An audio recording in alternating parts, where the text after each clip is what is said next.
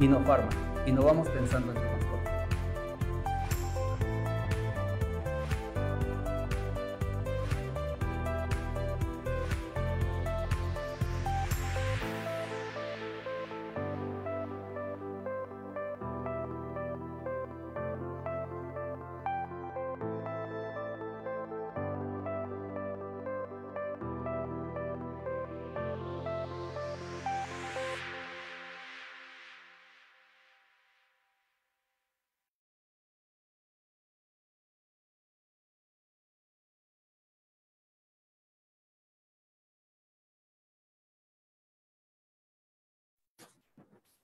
Hola, ¿qué tal, queridos amigos de Laboratorio Innofarma? ¿Cómo están? Muy buenas noches, bienvenidos sean el día de hoy, 6 de octubre del 2021, a una emisión más de nuestras charlas, de nuestras charlas digitales en nuestra modalidad de webinar. Yo soy el doctor José Ruiz Zaragoza, gerente técnico de Laboratorio Innofarma. Me da muchísimo gusto tenerlos aquí. Quiero agradecer en primer lugar a todos los compañeros que estuvieron presentes allá en CBDL en Guayaquil, Congreso de Veterinarios de León en Guayaquil.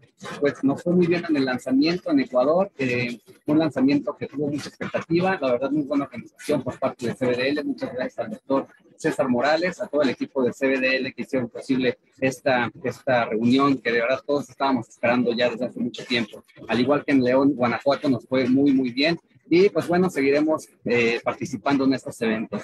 Gracias a distribuidora Disprover que estuvo ahí con la super organización, la invitación que nos hicieron, también muchas gracias a un servidor, a la licenciada Vanessa García y a mi compañera Beatriz Romero. Muchas gracias por la participación y el apoyo que tuvimos allá en CBDL y en Guayaquil con la ruta que estuvimos visitando varias clínicas. Gracias también al doctor Sanavia, a su equipo de trabajo de doctor Pet, que también nos recibieron muy bien ahí trabajando en un taller presencial que estuvo también muy padre. De igual manera quiero agradecer a todos los distribuidores a nivel nacional e internacional que están muy pendientes, nos ayudan con la organización, con la ¿cómo se dice? Con la organización difusión de los eventos, de estos eventos webinars que tenemos todos los miércoles con charlas para pequeñas especies, animales de compañía, y todos los jueves con charlas para animales de producción. No se pierdan también el día de mañana, tenemos al doctor Rafael Jasso con otra plática de yeguas de cría. Vamos a ver ahora el parto. La vez pasada vimos la gestación, ahora vamos a ver el parto y todo el manejo. Va a estar muy padre, no se la pierdan el día de mañana. También quiero agradecer al Centro de Estudios Avanzados, CEAMVET, Centro de Estudios Avanzados en Medicina Veterinaria, CEAMVET, el doctor Isidro Castro, que le mando un fuerte abrazo, que fue su cumpleaños el 30 de septiembre, que le mandamos también muchos saludos. Y ellos avalan nuestras constancias de asistencia a estos eventos. Ya saben que pueden tramitar su constancia al terminar la charla. Vamos a poner un comentario que es una liga para que ustedes puedan ingresar y dejar sus datos. Son datos muy sencillos, que es su correo electrónico y el nombre completo como quieran que aparezca en la constancia para que se las enviemos por este medio digital, por correo electrónico. Pues bueno, gracias a todos nuestros estudiantes de medicina veterinaria que están aquí presentes. Muchas gracias. Sigan aprendiendo esta modalidad webinar gratuita, pues es para todos ustedes y para todos nuestros hermanos de profesión, para que se sigan preparando y seguirnos pues teniendo herramientas para todos los días, ¿no? La clínica del día con día. En Laboratorio Innofarma estamos súper comprometidos con fomentar la capacitación constante y la educación continua. Gracias por todos los saludos que ya están mandando aquí. Pasantes de médicos veterinarios también que están presentes, gracias. Médicos veterinarios titulados e incluso con algún un posgrado, muchas gracias por estar aquí presentes. Yo nada más les pido un favor, ayúdenme a compartir esta charla con colegas, con otros hermanos de profesión, a quienes crean que les pueda interesar. Por favor, ayúdenme a compartirlo y de esta forma haremos nuestra comunidad Loeffler Innofarma mucho más grande. Vamos a estar en más países, como les dije, lo prometido es deuda. Estuvimos en Ecuador, ya fuimos para allá, gracias a los médicos que pasaron a saludarnos al stand. Muchísimas gracias, estamos aquí pendientes de todos los que están haciendo ustedes también por allá en sus países. Gracias, veo muchos nombres conocidos aquí en el chat. Doctor Lester, si ya lo está viendo, pero quiero darle la bienvenida a un doctor médico veterinario referente en la anestesia en Latinoamérica. Él es venezolano, el doctor Lester Vega. Bienvenido, doctor, ¿cómo está? Buenas noches, Pepe, ¿cómo estás tú? Muy bien por acá en Caracas, Venezuela. Qué bueno, doctor, ¿qué tal el clima por allá? El clima está muy bien, siempre igual aquí en la ciudad de Caracas. Qué bueno, qué gusto volver a verlo, doctor. Yo aquí saludándolo con una lluviosa noche en la Ciudad de México. Ahora estoy en la Ciudad de México y pues a seguirle trabajando, ¿no? Estemos en la ciudad que estemos, hay que seguir trabajando y transmitiendo. Eso sí, no voy a dejar de hacerlo porque ustedes se lo merecen, mis queridos hermanos de profesión. Doctor, ¿qué tal la situación? ¿Cómo está la situación en cuanto a trabajo con los pacientes veterinarios en Caracas? Bueno, estamos muy ocupados. El negocio, a pesar de la pandemia, uno de los únicos negocios que aumentaron fue la tenencia de mascotas. Eso es algo que nos ha beneficiado. La gente tiene mucho más tiempo en su casa cuando hubo confinamiento. Y bueno, y tener una mascota pasó a ser una buena idea para aquellas familias que no lo tenían. Y eso ocurrió. Así que el negocio va en pleno ascenso. Yo sé que ustedes también hacen grandes animales, pero en lo que nos atañe esta noche, pues los pequeños animales sigue un negocio en crecimiento. Súper interesante, doctor. Yo creo que ese fue un fenómeno a nivel mundial que incrementó el trabajo a los médicos veterinarios, que eso lo agradecemos infinitamente a todos los pet owners o todos los propietarios, tutores de mascotas que al estar más en contacto con sus mascotas haciendo home office se dieron cuenta de que había algo mal, ¿no? Algo raro estaba en su mascota y aumentó el trabajo en la clínica, doctor. ¿Es cierto también allá con ustedes? Sí, en efecto, porque están más íntimos ahora. Bueno, y la tenencia de mascotas aumentó y los que están más beneficiados y más felices con eso en estos tiempos de confinamiento han sido los perros. Imagínate un perro que ahora su dueño está todo el día en casa, ¿no? Ha sido muy bueno para ellos y la gente lo relata, así lo relata. Que bueno, que ahora no se quieren separar y si tenemos que volver a la oficina, ¿cómo vamos a hacer con Fifi o Pepito, no? Sí, claro. Y además, bueno, los gatos han de estar diciendo, ¿y ya cuándo te vas a trabajar, no? Sí, exactamente, los gatos al revés. Es correcto. Bueno, doctor, pues muchísimas gracias por la invitación.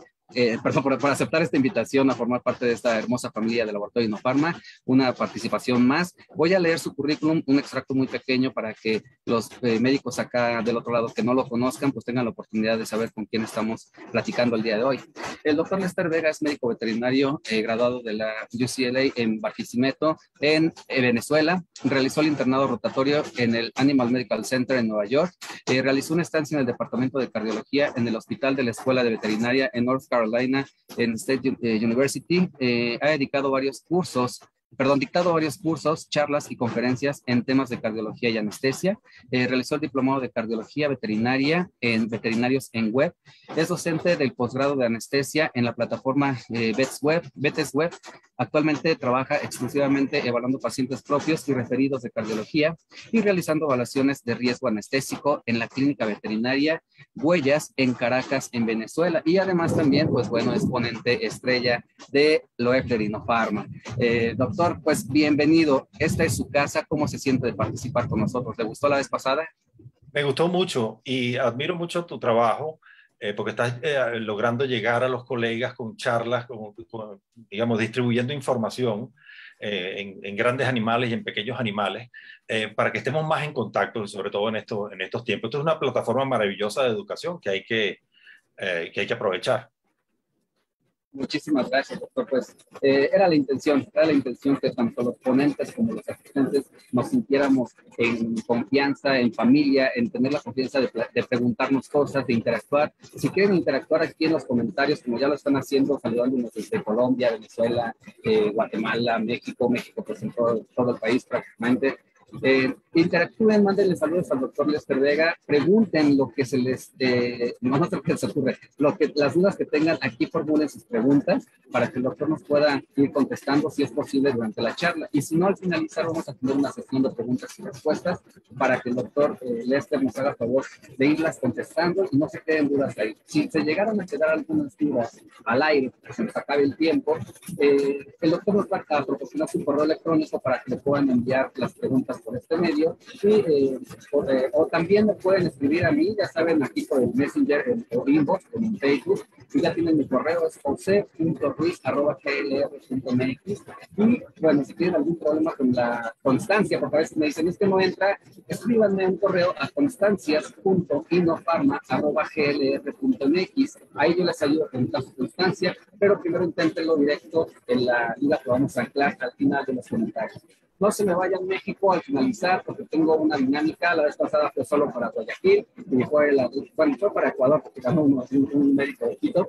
Ya se te envió tu regalo, doctor, se van a poner en contacto contigo, pero ya lo envié desde Guayaquil, ya hice yo el envío. Y bueno, para que estemos en contacto, ahora vamos a regalar un mandil de trabajo para los médicos veterinarios de México. México solamente participa en esta dinámica para que no se me vayan a confundir y que sean todos. Vamos a estarlo haciendo por países. Ya sabemos que ya fuimos a Ecuador y vamos a ir haciéndolo. Próximamente voy a estar en Perú. El próximo mes voy a estar en Perú, en Lima. Así es que el próximo mes va a ser dinámica para Perú. Así es que pues todos vamos a ir participando poco a poquito. Espero ir a muchos más países, visitarlos y estar en contacto con ustedes. Me encanta que se acerquen y que nos digan qué es lo que les gusta, qué es lo que quieren ver, porque de esta forma yo también me retroalimento. A veces a uno se le acaban las ideas y estar en contacto con ustedes es de verdad nutritivo para mi mente, decir, vamos a trabajar ahora de este lado. Doctor, ya no le quiero quitar más tiempo, si me ayuda a compartir su pantalla y nos arrancamos con la charla. ¿Tiene alguna duda, doctor? Sí, tengo en el chat, solamente arriba dice Veterinaria Ruiz. Yo no sé si todo el mundo está leyendo las buenas noches que di. ¿Solo hay uno? Porque la última vez fue muy dinámico, que las preguntas se fueron formulando durante la charla y se iban respondiendo. Entonces... Sí, de hecho, sí, doctor, estamos recibiendo comentarios en vivo, son muchos. Entonces yo no tengo el chat abierto, si me puedes ayudar con eso. Si quiere, vamos a salirnos y vuelva a ingresar. Lo esperamos para que... ¿Del Facebook? Sí, cierre el Facebook, vuelva a ingresar, póngale en las notificaciones y donde dice Loefer y Informe está transmitiendo en vivo, dele clic. Olivia, buenas noches. Vamos a ir saludando a los que el doctor se va conectando. Dice, saludos de Fablimón, gracias. Doctora Yuki Tachika, ojalá está viendo. Doctora, un saludo. ¿Quién más dice por acá? Que no se escucha bien. Sí, dice aquí María Laura Marino, yo escucho bien. Creo que todos me escuchan bien, no hay problema con el audio. Si se oye un poco de ruido es la lluvia, que está cayendo un tormentón en la Ciudad de México. Buenas noches desde Venezuela. Nelson Peña, buenas noches. Saludos desde Veracruz. Servando Sánchez, saludos desde Venezuela. Carlos Alfonso, saludos. A ver, usted me dice si ya ingresó, doctor. Mientras voy leyendo más saludos. Manden sus saludos, es el momento. Sí, bueno, buenas noches a todos en Latinoamérica. No he conseguido abrir el chat.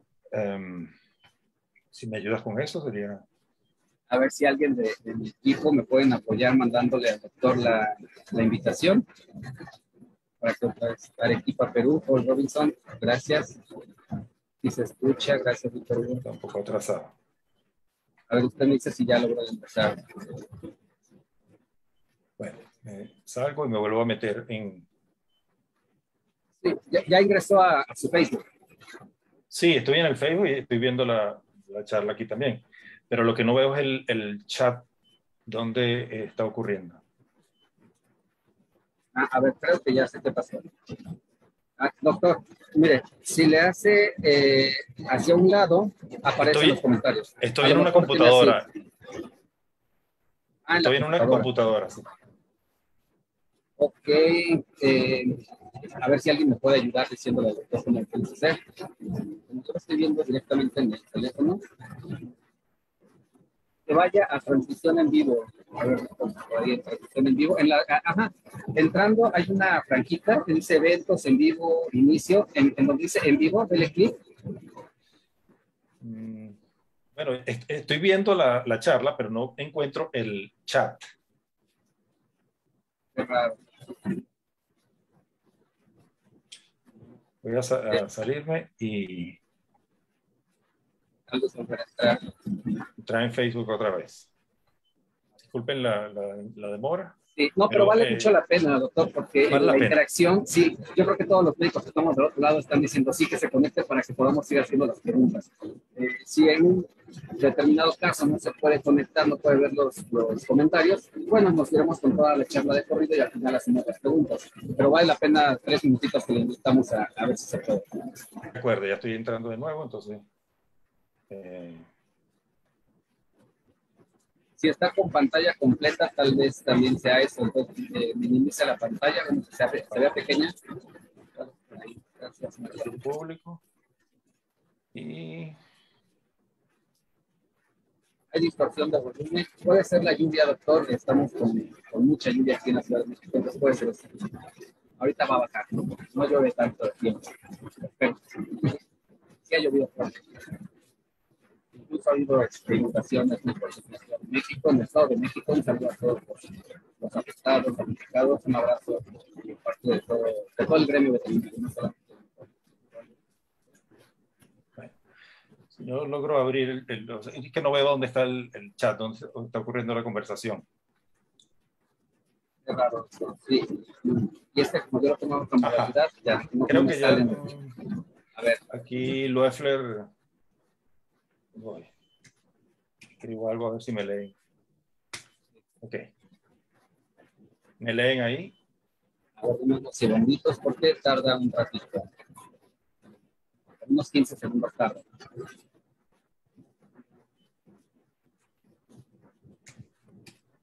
Ok. Bueno. Creo que no, doctor. No vemos comentarios. Si no, bueno, vamos a arrancarlos para que no se nos vayan Empezamos. A desesperar los médicos. Doctores, muchas gracias por estar aquí. Arrancamos con la plática del doctor Lester Vega. Al finalizar, nos vemos mucho. Cualquier duda que tenga me puede hablar y yo aparezco. De acuerdo. Gracias, doctor. Nos vemos en un ratito. Ahora sí, compartir pantalla y nos arrancamos. Está a la vista mi PowerPoint, ¿cierto? Sí, doctor, sí se ve. Debe iniciar entre la presentación y listo. Muy bien, de acuerdo. Bueno, el tema de hoy es anestesia en pacientes cardiópatas.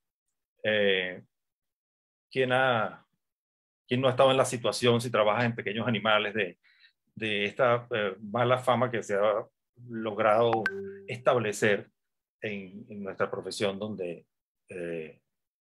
pues el perrito no tiene los dientes y necesita un procedimiento anestésico, y simplemente la gente le ha tomado mucho miedo a anestesiar a los pacientes viejos y los pacientes cardiópatas. Y para los colegas, en el momento en que se escucha un soplo, un murmullo, pues bueno, es una razón para no recomendar la anestesia, y deberíamos bueno, dar ese paso si acaso no lo estamos haciendo. Y ese paso consiste básicamente en, bueno, evaluar, y no es que si se puede o no anestesiar a un paciente cardiópata, sino cómo, cuándo y utilizando qué. De manera que para anestesiar a un paciente que obviamente tiene un riesgo y tiene un compromiso, la anestesia tiene un riesgo inherente en sí misma. Frente a la pregunta de doctor, no va a pasar nada, eso no se puede nunca responder como que nunca va a pasar nada. Es un riesgo anestesiar a un paciente cardiópata. Ahora, la cuestión es cómo identificar en esta evaluación preanestésica los factores de riesgo de nuestro paciente. Lo más probable, si es un paciente cardiópata, es que tenga por menos más de 7 años de edad. Las razas pequeñas van a tener más de 10 años. Y lo que vamos a escuchar en nuestro examen físico básicamente es un soplo en estos pacientes valvulares, que son los más comunes. Yo creo que me metí en otra charla. Bueno, simplemente voy a obviar lo de ok. Disculpen un momentico. Ok. Continúo. Entonces, el examen físico centrado en la ocultación, es muy probable que nuestro paciente mayor de 10 años y de raza pequeña escuchemos un soplo, pero vamos a estar muy atentos también a las arritmias o cualquier ruido respiratorio como crepitantes que podamos encontrar. Vamos a hacer un buen examen físico, vamos también a hacer unos exámenes de laboratorio que nos permitan obtener más información acerca de la salud de nuestro paciente, y unas pruebas complementarias que muy particularmente antes de una anestesia, y especialmente en un paciente donde se sospeche enfermedad cardíaca, deberíamos hacer, que es un ecocardiograma, una radiografía de tórax y un electrocardiograma. Es la medición quizás de la presión arterial.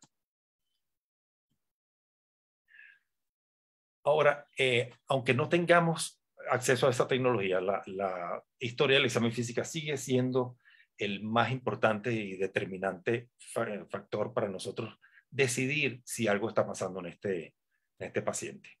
Desde la historia significa, bueno, la reseña y la razón de la consulta o por qué viene a operarse en esta consulta preanestésica. Saldrán muchas preguntas, como si el paciente tose, si se ha desmayado alguna vez, que son relevantes para determinar esto. Si se está perdiendo peso, si tiene intolerancia al ejercicio. La mayoría de los pacientes cardiópatas, digamos que sufren de alguno de estos signos, sobre todo la tos. Y algunos simplemente los que sufren cardiomiopatía dilatada, las razas grandes, son perros estupendos a la edad de 7 años, de raza grande, como un Doberman, un pastor alemán, un Rottweiler o un Golden Retriever, o Boxer, que simplemente un día pues se desmayó. Y cuando hacemos un electro o un examen físico, encontramos que tiene una arritmia y un ritmo irregularmente irregular, y detrás de ese ritmo no hay pulso, probablemente con soplo o no. Pero eso lo podemos determinar de que está ocurriendo una arritmia maligna y todo esto que les cuento desde el examen físico, sin haber hecho todavía ni un electrocardiograma, ni un eco, ni una radiografía de tórax. La clínica sigue siendo soberana. En la reseña, como les mencionaba, es muy importante porque no es lo mismo anestesiar un gato que un perro y anestesiar un perro joven que un perro adulto o un perro maduro, o un perro de raza grande o un perro de raza miniatura, o un perro braquicéfalo o un perro dolicocéfalo. De manera que es indispensable de una vez. Ya la mente va pensando cuál es la lista de patologías que este paciente puede presentar. Entre las pruebas complementarias, y si tienes acceso a una radiografía ya puedes ir haciendo esto, el estándar para cardiología es una lateral derecha y una radiografía dorso-ventral. En estas dos tomas que están de un paciente que es obviamente cardiópata, hay varios signos que nos permiten saber que este paciente está teniendo un corazón agrandado, y detrás de este corazón agrandado lo más probable es que haya una cardiopatía. Los signos radiográficos para agrandamiento cardíaco, agrandamiento izquierdo, sobre todo cuando tienen una insuficiencia mitral, este caniche de 10 años de edad con soplo, tendrá el desplazamiento dorsal de la tráquea, que ocurre cuando el ventrículo izquierdo se desplaza, se agranda. La pérdida de la cintura cardíaca caudal, si ven la flecha, pues es la pérdida de este perfil posterior del corazón, y ahí ocurre este agrandamiento del atrio izquierdo. Y la inclinación de la vena cava caudal, se llama pérdida de la cintura cardíaca caudal. Este es un corazón agrandado. Del lado izquierdo, muy probablemente. En la radiografía dorsoventral, se prefiere la dorsoventral a la ventrodorsal porque en la dorsoventral hay una posición más anatómica del corazón que en la contraria ventrodorsal. De manera que se puede ver mejor el posicionamiento del corazón. Los signos radiográficos de agrandamiento son aurícula izquierda, que cuando tomamos esto como un reloj, a las 3 del reloj hay un agrandamiento. Este bulto es la aurícula izquierda, y usualmente un agrandamiento en el lado hacia las 5 y 6 cuando el ventrículo izquierdo está agrandado. Cuando el agrandamiento es del lado derecho, podemos ver agrandamiento o desplazamiento de la silueta cardíaca hacia el emitor derecho. El ecocardiograma. Desde el advenimiento de esta técnica y su popularización en los perros, cuando yo me gradué en 1986 no había ecografía disponible. En los 90 empezamos a hacer esto. Y bueno, cada vez se le encuentra más utilidad, no solo para cardiología, pero particularmente el eco aporta muchísima información relevante para las decisiones en el examen ecográfico. Y este examen hay dos cortes que son fundamentales. El que se ve arriba a la derecha es uno que compara la aurícula, la base, la raíz de la aorta, que es este círculo en el centro que estoy señalando, y esta estructura como una ballena, que es la aurícula izquierda. Y al medir esto y compararlo, debería tener una relación de 1 a 1,5 el tamaño de la aorta con respecto a la aurícula izquierda. Si tienes un caniche o poodle o Yorkshire Terrier que tiene un soplo y que está tosiendo y tiene estas características, ya se puede clasificar como una enfermedad valvular con mucha probabilidad. Y eso podría hacerlo un anestesiólogo o alguien que tenga un consultorio y que pueda tener a la mano el equipo. Se puede aprender, es una técnica que vale la pena. Si te interesa la anestesia, siempre puedes revisar el tórax, que aparte de esto, puedes ver fácilmente si hay derrames pleurales o pericárdicos o cualquier líquido libre, y la superficie pulmonar, como veremos más adelante. En la imagen inferior se aprecia un corte transverso del ventrículo izquierdo, donde en el modo movimiento uno puede hacer las mediciones en sístole y en diástole y sacar ciertos valores que, comparados a la tabla de peso, nos podrán hacer decidir si el corazón está agrandado o no. Este tiene un fenotipo aparentemente normal. Les mencionaba que en el eco podemos ver si la aurícula izquierda está grande.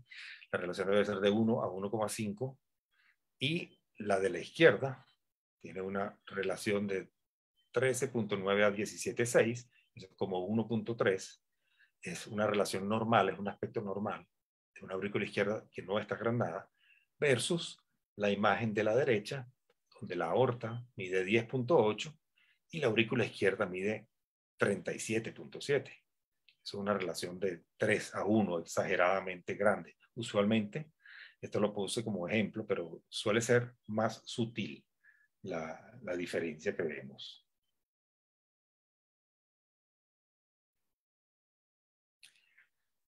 También he puesto dos ejemplos extremos. La imagen de la izquierda se ve un fenotipo normal de un corazón latiendo. En la imagen de la izquierda, el de una cardiomopatía dilatada de componente izquierdo-derecho. Pero solo para familiarizarnos con las imágenes, este es un septum interventricular que late muy, muy poco, con una pobre contractilidad y con unos volúmenes muy agrandados, y un ventrículo derecho de paso que está desproporcionadamente grande. Este es un perro con una cardiomopatía dilatada, probablemente chagásica, perro muy joven.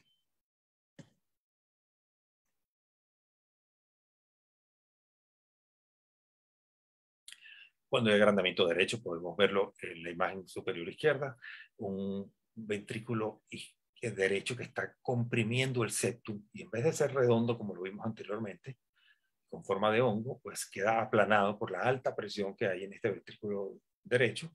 Este también es una imagen elocuente. Cuando ponemos, también podemos ver la morfología y la función de la válvula, si esta válvula no coapta bien, como la imagen de abajo a la derecha. Y si ponemos la función Doppler, podemos ver un jet de regurgitación y relatar mejor esta insuficiencia, en este caso de la válvula mitral. Y cuando es acompañada por estos cambios en estas razas, pues es muy probable que el diagnóstico sea una insuficiencia mitral por enfermedad valvular adquirida, que es quizás la más común causa de problema cardíaco en las mascotas si vives en una ciudad grande con apartamentos y que hay una alta población de perros pequeños. En los 90 no sabíamos, o el pulmón no era algo que se revisaba, porque justamente el eco, las ondas ecosonográficas atraviesan los órganos blandos y acuosos, y en cambio el aire rebota. Pero luego, la técnica se fue atreviendo, pues descubrieron que justamente tiene que verse una imagen como esta, con ondas paralelas que se llaman alfa, que son las que estoy señalando, y una línea de frote pleural aquí arriba, que es donde está rebotando el rayo. Todo lo que sea diferente a esto será un pulmón comprometido. Y las ondas alfa en la derecha, el eco rebotando en esta línea, se cambia por unas líneas beta, que significa que este pulmón ya no contiene solo aire, sino también líquido, y está permitiendo que los rayos ultrasonográficos entren y penetren. Esto es una señal de pulmón húmedo, y a veces en perros que tienen problema cardíaco y edema pulmonar es un hallazgo que vamos a encontrar. Como quiera que sea, si vas a anestesiar a un paciente así, quieres resolver esto antes de anestesiarlo. Y muchas veces te consigues tanto en la radiografía como en el eco. En la radiografía es muy fácil de leer, y en el eco vas a encontrar que estas lesiones van a verse sobre la superficie pulmonar como nódulos, lo cual es absolutamente una mala noticia. Eso puede cambiar inclusive la decisión quirúrgica. Si vamos a hacer una mastectomía para resolver el tumor primario, podríamos estar encontrándonos aquí que tiene metástasis en el pulmón y quizás no sea un paciente quirúrgico. Y si lo vamos a operar, sin embargo, pues tomaremos todas las precauciones para anestesiar un paciente tan delicado como un sistema respiratorio tan comprometido como el de estas imágenes. Presión arterial. A la derecha hay un medidor de presión arterial con una balita Doppler. Es muy útil para la presión arterial sistólica y en animales muy pequeños, y siempre es de utilidad. Sin embargo, hay nuevos equipos que son capaces de medir con exactitud y mucha más precisión y facilidad tanto la presión sistólica como la diastólica, e inclusive la presión arterial media, que para términos del monitoreo de la función cardiovascular es el más importante parámetro de perfusión tisular. Este equipo aparte nos da la frecuencia cardíaca, la frecuencia del pulso más bien. No deberíamos entrar al quirófano sin un electrocardiograma, y menos si es un paciente donde ya hemos encontrado cambios, porque queremos saber en este paciente que escuchamos o no un déficit pulsátil, quisiéramos saber si si hay una evidencia de una arritmia y si esta es una arritmia maligna o una arritmia normal, porque en el perro sucede que el ritmo normal incluye la arritmia sinusal errante, o el marcapaso respiratorio, que es este que vemos aquí, una frecuencia de 80 por minuto, con unas pausas en la inspiración y en la expiración, una pausa en la expiración y una aceleración del ritmo en la inspiración, que es el ritmo característico de este marcapaso respiratorio, porque el perro tiene un tono vagal muy marcado. En el humano sería muy raro, y en el gato también, pero en el perro esto es un ritmo totalmente normal. Tiene una onda P, un QRST en cada uno de los latidos. Y saber que este es un ritmo de origen normal, pues nos tranquiliza, a pesar de que encontremos ciertos cambios en el corazón. Esto es lo primero que ocurre en un perro cuando tiene problema cardíaco, que es que este ritmo sinusal se acelera, y al hacer ciertas maniobras de tapar la nariz, pues este perro no cambia la frecuencia ni el ritmo de su corazón. Y se mantiene lo que se llama un tono vagal abolido. Eso es decir, que el perro, a pesar de estar cambiando el ritmo respiratorio, va a mantener una taquicardia sinusal. Esto ocurre en los primeros estadios de la insuficiencia cardíaca, porque la sangre no llega al cuerpo con suficiente, a los tejidos y a los receptores, y le indican al corazón: aquí no está llegando suficiente sangre, envíen más. Y la primera respuesta del corazón es acelerar el ritmo, bueno, del sistema nervioso autónomo. Y entonces manda señales de que lata más rápido. Paradójicamente, un corazón que está con una insuficiencia mitral, por ejemplo, o con una insuficiencia sistólica, va a funcionar peor mientras más rápido lata. Entonces ya tenemos cosas que atender, aparte de ser un signo clínico que nos hace buscar algunas cosas. En este electro podríamos encontrarnos esta contracción ventricular prematura, que es esta imagen que tenemos en el centro. Es un latido extrasistólico de origen ventricular que si nos hacemos un electro de 24 horas puede ser que nos encuentren en un corazón normal unas 100 de estas por 24 horas. Pero si es un paciente que está acompañado con agrandamiento, tú quieres saber que tiene estas contracciones ventriculares prematuras antes de la anestesia. De lo contrario, te toca encontrártela durante la anestesia. Y bueno, te puedes llevar un desagradable susto al no saber que estaban. Muchos pacientes, al estar en oxígeno al 100%, ya intubados, inclusive desaparecen. Pero si no desaparecen, pues podrías hacer alguna maniobra con el fin de suprimirlas, como el uso quizás de lidocaína. Esto es una arritmia un poco más compleja, que ya hay varios latidos, estos que estoy señalando con la flecha. Este otro que obviamente no tienen una morfología normal y después hay una pausa mayor. Esos son latidos, inclusive este, no está antecedido de una onda P. Eso ya indica que hay un foco ectópico que late desde el ventrículo con mucha más frecuencia de lo normal. Este es un paciente de paso con 171 latidos por minuto, tiene que tener una patología cardíaca, y si no, la misma arritmia ya compromete su desempeño durante la anestesia. En otros casos, más bien, las bradicardias o ritmos más lentos pueden venir acompañados. En el perro puede hasta considerarse normal un bloqueo de segundo grado, donde una de estas ondas P no es conducida, falla un latido y luego continúa un latido normal y después hay otro que falla. Si este paciente no tiene patología cardíaca de base estructural y además no se está desmayando, ni está debilitado, ni tiene intolerancia al ejercicio, quizás sea un hallazgo incidental. Sin embargo, si está acompañado de enfermedad cardíaca, esto es algo que tú quieres saber antes de anestesiar, porque te podría hacer tomar decisiones. Probablemente, como tuvo un trastorno de conducción, no responda a ciertas drogas como la atropina. Pero este es un paciente que debe estar oxigenado, que ayuda a que estos bloqueos no sean tan frecuentes quizás. Y si no, toca lidiar con frecuencias cardíacas muy bajas y gastos cardíacos muy bajos durante la anestesia, con lo cual el anestesiólogo tendrá que tomar ciertas decisiones.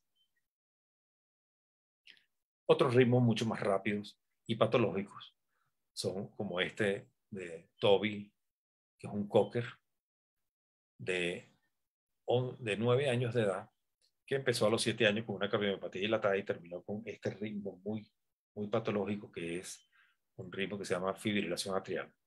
Es irregularmente irregular y es muy rápido, y es tan rápido que no permite que el corazón late tan rápido que no permite que el corazón se llene para latir, de manera que va a causar una insuficiencia diastólica. Y eso da un muy pobre gasto cardíaco. Este paciente hay que bajar la frecuencia cardíaca antes de anestesiarlo y tratar la patología de base, por supuesto, que tiene en el corazón. Es lo ideal.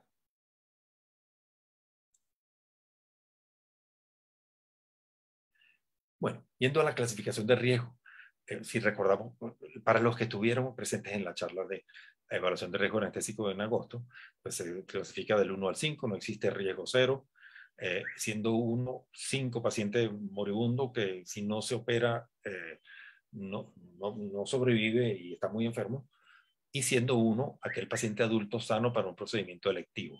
Si estamos en una charla de anestesia en pacientes cardiópatas, pues no vamos a tratar en ningún caso de ningún paciente ASA 1. Siempre tienen cierto grado de patología cardíaca que nos interesa. Ahorita serán de 2 en adelante la clasificación del riesgo.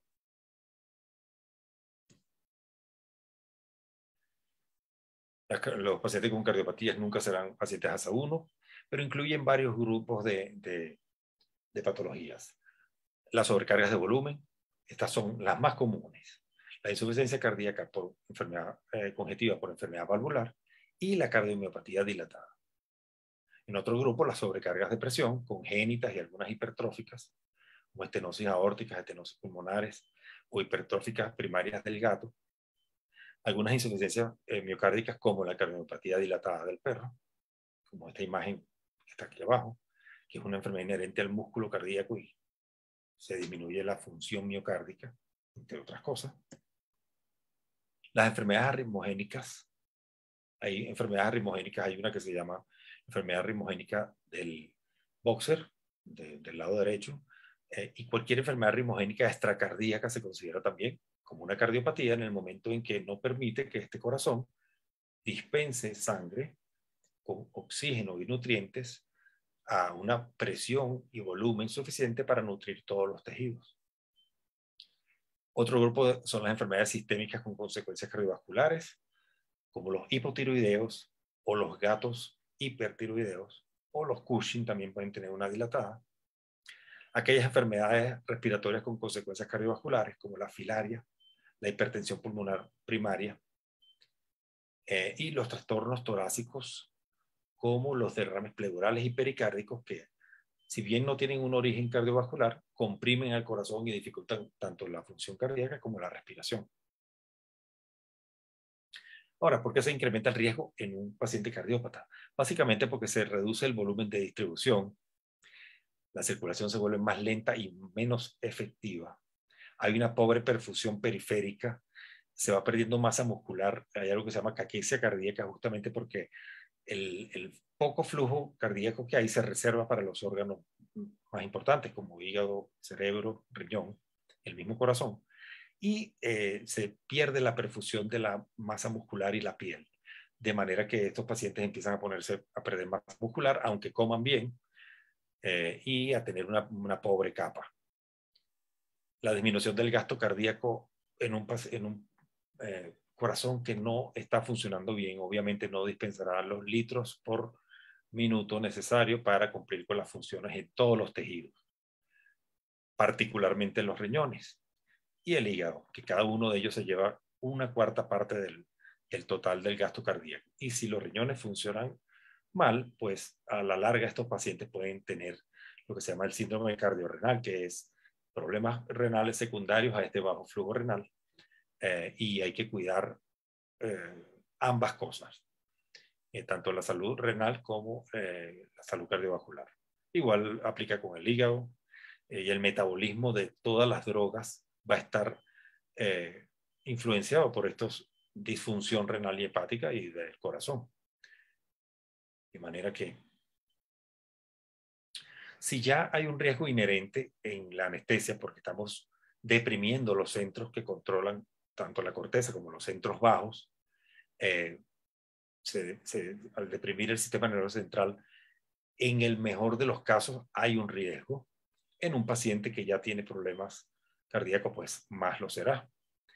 Aparte que estos pacientes, sobre todo los que tienen enfermedad valvular o cardiomiopatía dilatada, son propensos ya a sobrecarga de volumen.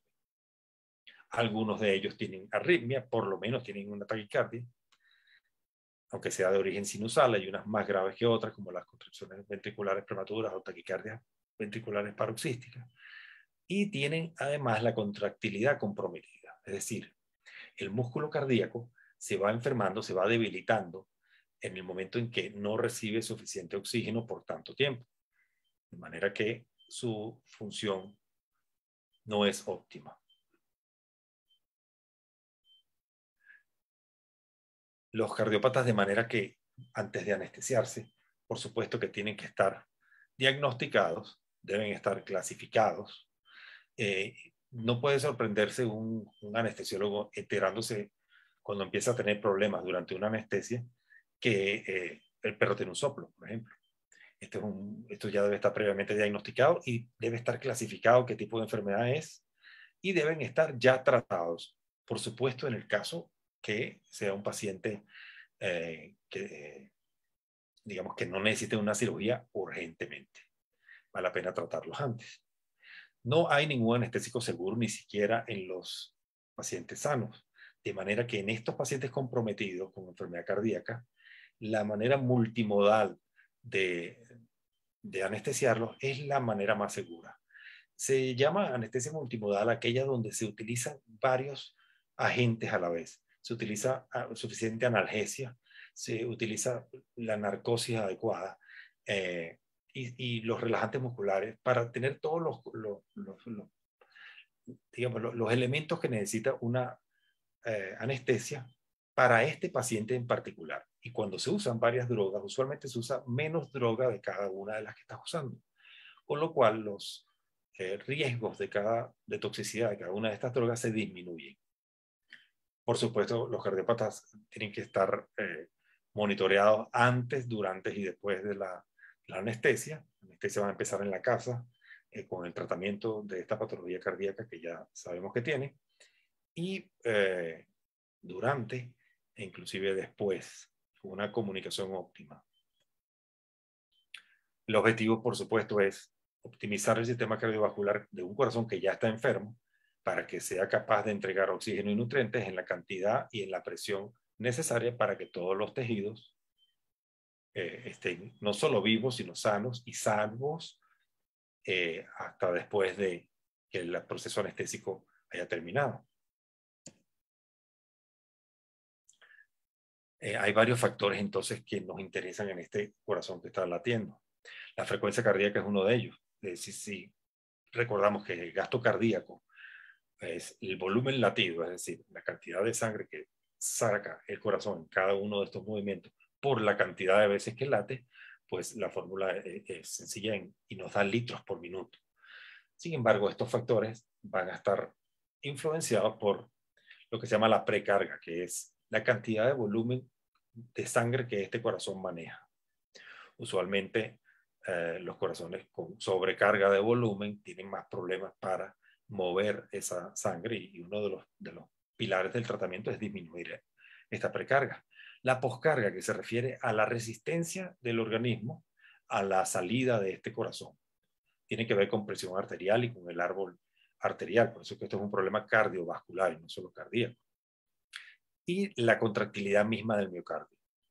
En el caso de los cardiopatías dilatadas, el problema primario está ahí. El músculo cardíaco disminuyó, se fue perdiendo, es una apoptosis temprana de las células del miocardio. El músculo se va muriendo y envejeciendo antes de tiempo, con lo cual va perdiendo su función y observamos en vez de un corazón que late con esta forma y fuerza, vemos que hace esto, una pobre contractilidad. Todos esos factores debemos optimizarlos en este corazón enfermo para que pueda ir una anestesia. Y quiero pararme en esta diapositiva un momento para hablar de presión arterial, que es quizás el mejor indicador indirecto de perfusión tisular. La presión arterial media es la que se usa para tomar estas decisiones.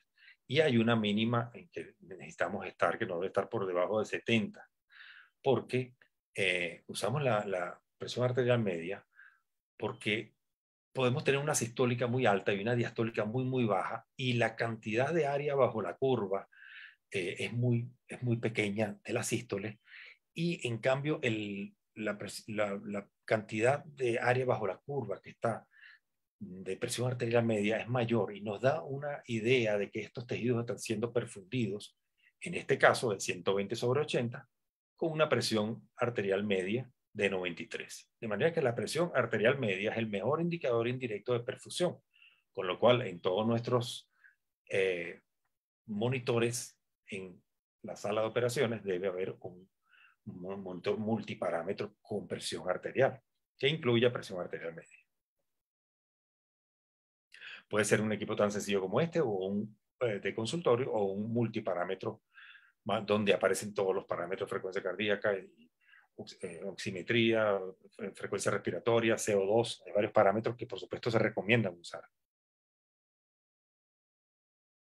Les comentaba que hay una mínima de presión arterial media, y esto es porque hay, por lo menos el riñón y los órganos, pero sobre todo el riñón nos interesa en este caso, entre 70 y 160 tiene sus propios mecanismos de abrir la arteriola y cerrar la arteriola aferente y eferente para que la presión de filtración se logre entre 60 y 160 milímetros. Pero cuando es más baja de este número, empieza a filtrar pues mucho menos y empieza a haber daño renal en el caso del riñón. Igual con la hipertensión. Pero en el lado hipertensivo es mucho más raro la anestesia. Por eso me enfoco en este rango bajo de que no debemos permitir que nuestro paciente durante la anestesia baje de 60 milímetros de mercurio de presión arterial media. Hay varias maneras para tratar a este paciente hipotenso, dependiendo si tiene es por vasodilatación o porque tiene una bradicardia. Obviamente, si tiene una bradicardia, vamos a usar el anticolinérgico, que es la atropina, por citar uno, para aumentar esta frecuencia cardíaca. Si tiene una baja precarga en pacientes que no son cardiópatas, usualmente usamos un bolo de fluido, pero esto es peligroso en los pacientes cardiópatas. Y la contractilidad, que va a estar comprometida en los pacientes con dilatada o valvular, la vamos a resolver, esa hipotensión debido a esa, con inotropos positivos, como dopamina o dobutamina. La enfermedad valvular, quiero pararme aquí porque esta es la más común que nos vamos a encontrar por largo. En la ciudad, conozco otros cardiólogos en Latinoamérica, en Argentina, por ejemplo, en el campo, y seguramente en México también y en todos los países latinoamericanos, que trabajan en una zona rural, y la cantidad de perros grandes hace que en tu consulta cardiológica vayas a ver más perros con cardiomyopatía dilatada. Sin embargo, si te encuentras en una ciudad grande y muy poblada de alta densidad, es muy probable que tengas más pacientes de raza pequeña. Por eso la enfermedad valvular, para mi consulta particularmente, es la más común. Los no tratados tienen mayor riesgo. Por supuesto que estos pacientes hay que identificarlos, tratarlos antes de hacer la anestesia. La enfermedad valvular causa no solo bajo gasto cardíaco, porque es un corazón que está latiendo y está sacando sangre, se está filtrando hacia la aurícula y no está saliendo en cantidad suficiente para cumplir con los requerimientos del cuerpo, sino que además tiene una insuficiencia cardíaca congestiva, usualmente izquierda, cuando es mitral. La frecuencia cardíaca está aumentada y, paradójicamente, una frecuencia rápida compromete el gasto cardíaco, tanto como una frecuencia lenta. La frecuencia lenta es obvio porque está habiendo menos latidos por minuto. Sin embargo, en la rápida no es tan obvio porque la razón para que el gasto baje es porque no da tiempo de llenarse. Hay una insuficiencia diastólica. El corazón necesita hacer esto y llenarse. Cuando hace esto no se llena. Y a pesar de latir a 200 por minuto, no está sacando suficiente volumen latido. Entonces, tanto taquicardias como bradicardias deben ser tratadas antes de la anestesia. Es prevalente en perros menores de 20 kilos. Aquí están los pacientes más comunes, el púdel o caniche. Es más común en la válvula mitral que en la tricúspide, y más en machos que en hembras, pero siempre en pacientes de más de 10 años de edad. Suele comenzar algunos en 9 años de edad. Hay algunas razas que tienen predisposición a esto, porque yo veo muy poco, empiezan más temprano. Se caracteriza la enfermedad valvular adquirida por unos cambios en la matriz, una degeneración mixomatosa. Se daña el endotelio de la válvula y, al arrugarse, entonces ya no coapta bien esa válvula y es muy difícil, tener una motilidad alterada, de manera que no cierra, y al no cerrar, pues se escapa la sangre y causa la insuficiencia de la misma. Esa imagen se va a poder ver en el eco en ocasiones así, de ese engrosamiento. Cuando empieza este problema y la sangre se regresa a la aurícula izquierda, no solo la aurícula izquierda se va a remodelar y agrandar, sino que por un mecanismo de Frank Starling, el miocardio va a aumentar su volumen para sacar más con cada latido y va a terminar agrandándose, por lo que se llama una hipertrofia excéntrica o un agrandamiento o dilatación, que paradójicamente puede resolver el problema tempranamente, pero luego se convierte en un problema por sí mismo. La enfermedad valvular está clasificada, les dejo para que tomen una fotografía si les interesa el tema. Se reunieron los expertos y en 2009 clasificaron esta enfermedad valvular adquirida, y después en 2019 le dieron un refrescamiento donde incluyeron una droga que se llama Pimobendan, después de unos estudios que salió en 2017. Es el cambio más importante que hubo. Si les interesa, este es el momento de tomar una foto a a esta radiografía, a esta, perdón, diapositiva. La clasificación de la enfermedad valvular adquirida a aquellos que tienen predisposición a la enfermedad pero que no la tienen. Por ejemplo, un poodle al nacer es clasificación A. B1, aquellos que ya tienen soplo pero no tienen aún cambios estructurales ni signos clínicos. B2, aquellos que tienen soplo y cambios estructurales pero aún no están tosiendo, ni tienen pérdida de peso, ni se desmayan, ni están teniendo intolerancia al ejercicio. Ojalá todos los pacientes vinieran en por lo menos B1 o B2, porque este trabajo que salió con Pimo Bendán probó que aquellos pacientes que se tratan en este estadio B2 van a vivir 1 año y medio más y van a mostrar síntomas 1 año y medio después de los que no lo tomaron. La insuficiencia valvular adquirida, enfermedad valvular adquirida clase C, es cuando ya los signos clínicos empiezan, ya de ahí no retrocede más. Y finalmente estos pacientes pueden ponerse en una etapa que se llama refractaria o clasificación D, donde tienes que subir los diuréticos, combinar varios diuréticos, drenar cavidades y aún así, bueno, se presume que este paciente se puede pronosticar que fallecerá debido a esto, pero los que toman tratamiento vivirán más tiempo y mejor. Y el propietario lo nota y lo agradece al final, que pudo ayudar a sus pacientes. De manera que, por supuesto, tan solo ASA1 serán aquellos enfermedad valvular adquirida clase A que por definición no están patológicamente enfermos. De resto ya hay que clasificarlos como ASA2, ASA3, 4 o 5, dependiendo del estadio de la enfermedad valvular que tengan y el manejo de la insuficiencia cardíaca de bajo gasto y congestiva que se le haya dado. Quiero ejemplificar con Daisy, canino hembra Shih Tzu por Poodle, Shih Tzu de 11 años de edad, 6 kilogramos de peso, que tenía tos cuando se agitaba, cuando el dueño llegaba a la casa se emocionaba tanto y empezaba a toser, ya no tolera los paseos, está perdiendo peso, tiene las mucosas más pálidas de lo normal, una frecuencia cardíaca muy alta para estar en el consultorio, usualmente 80 debe ser normal en casa en reposo y 120 en el consultorio, pero este paciente tiene 144 y no responde a maniobras vagales de tapar la nariz.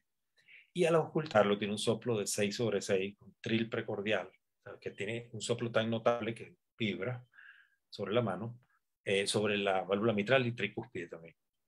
El pulso es regular, sincrónico y en este caso es débil. En su electrocardiograma pues tenemos una taquicardia sinusal, un ritmo de 144, pero siempre de origen sinusal, y esto en un humano después de hacer un ejercicio sería muy normal, pero el perro lo más normal sería una pausa respiratoria. De manera que esto ya es el primer signo, la primera arritmia que se presenta en un perro cardiópata es quizá la taquicardia sinusal. Hay que saberla reconocer. Estas son las radiografías de este paciente Daisy.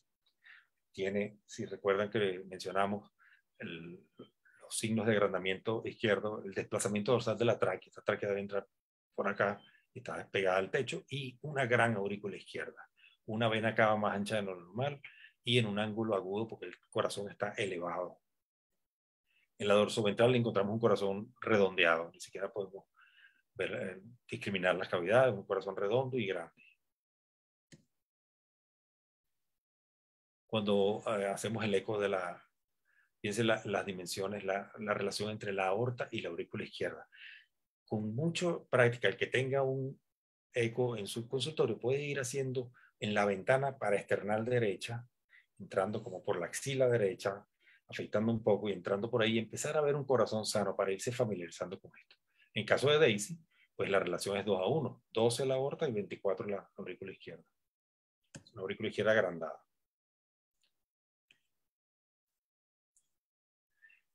Entonces, ¿cuáles son las metas hemodinámicas para anestesiar a este paciente Daisy si tuviéramos que anestesiarlo? Lo primero es reducir la precarga.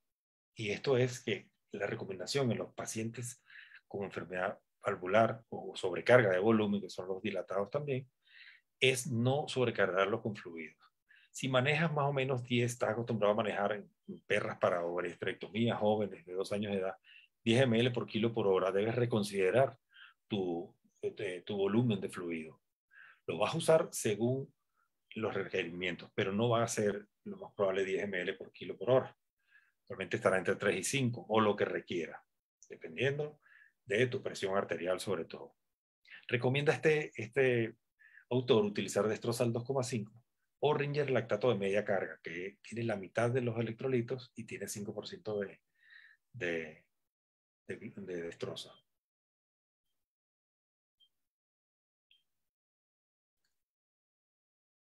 La enfermedad valvular, la segunda de las metas hemodinámicas es evitar los cambios bruscos en la poscarga. Y esto es más sencillo de lo que parece.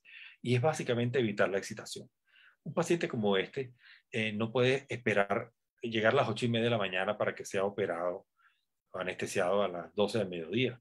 Es un paciente que tiene que hacerse una cita, tiene que estar acompañado del propietario. Quizás le hagamos una premedicación desde la casa, sobre todo si es un paciente pequeño y muy nervioso, para evitar justamente la excitación. Tiene que estar en una jaula muy tranquila, quizá en una jaula de oxígeno o con una máscara de oxígeno mientras le toman la vía, para evitar que se agite, porque las frecuencias cardíacas elevadas hacen que ocurra mayor gasto, se empeore el gasto cardíaco.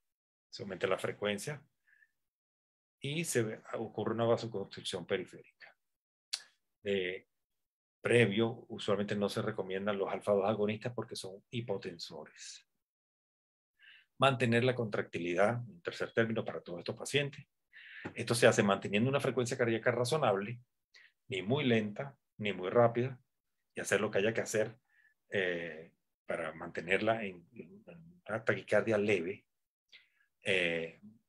Usar atropina si está muy baja y utilizar inclusive diltiazem si está muy alta.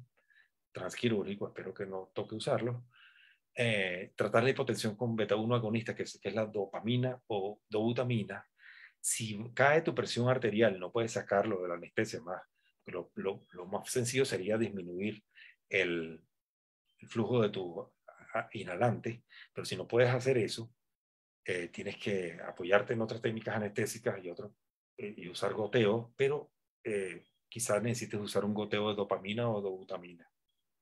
Es interesante porque este droga que les digo, el Pimobendan, si el paciente ya lo está tomando, espero que sí, para este paciente de Daisy, por ejemplo, que estamos viendo, será mejor que lo haya tomado no solo la noche antes, sino la misma mañana de la cirugía. Evitar una bradicardia, utilizar atropina, y los alfa-2 agonistas van a causar una profunda bradicardia e hipotensión. En estos pacientes cardiópatas es casi una de las únicas de que no está recomendada. Hay otras cosas que usar. Otra meta hemodinámica sería mantener el ritmo sinusal, es decir, evitar las contracciones ventriculares o los ritmos ventriculares.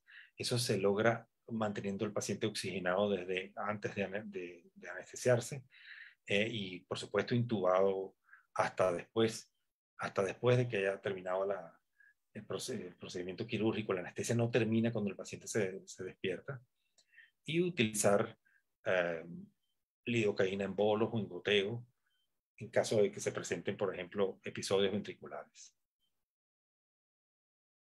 Mantener los requerimientos de oxígeno del miocardio, eso lo vamos a hacer evitando la taquicardia y la excitación antes de la anestesia, y evitar particularmente los disociativos en las sobrecargas de volumen, tanto valvulares como dilatadas.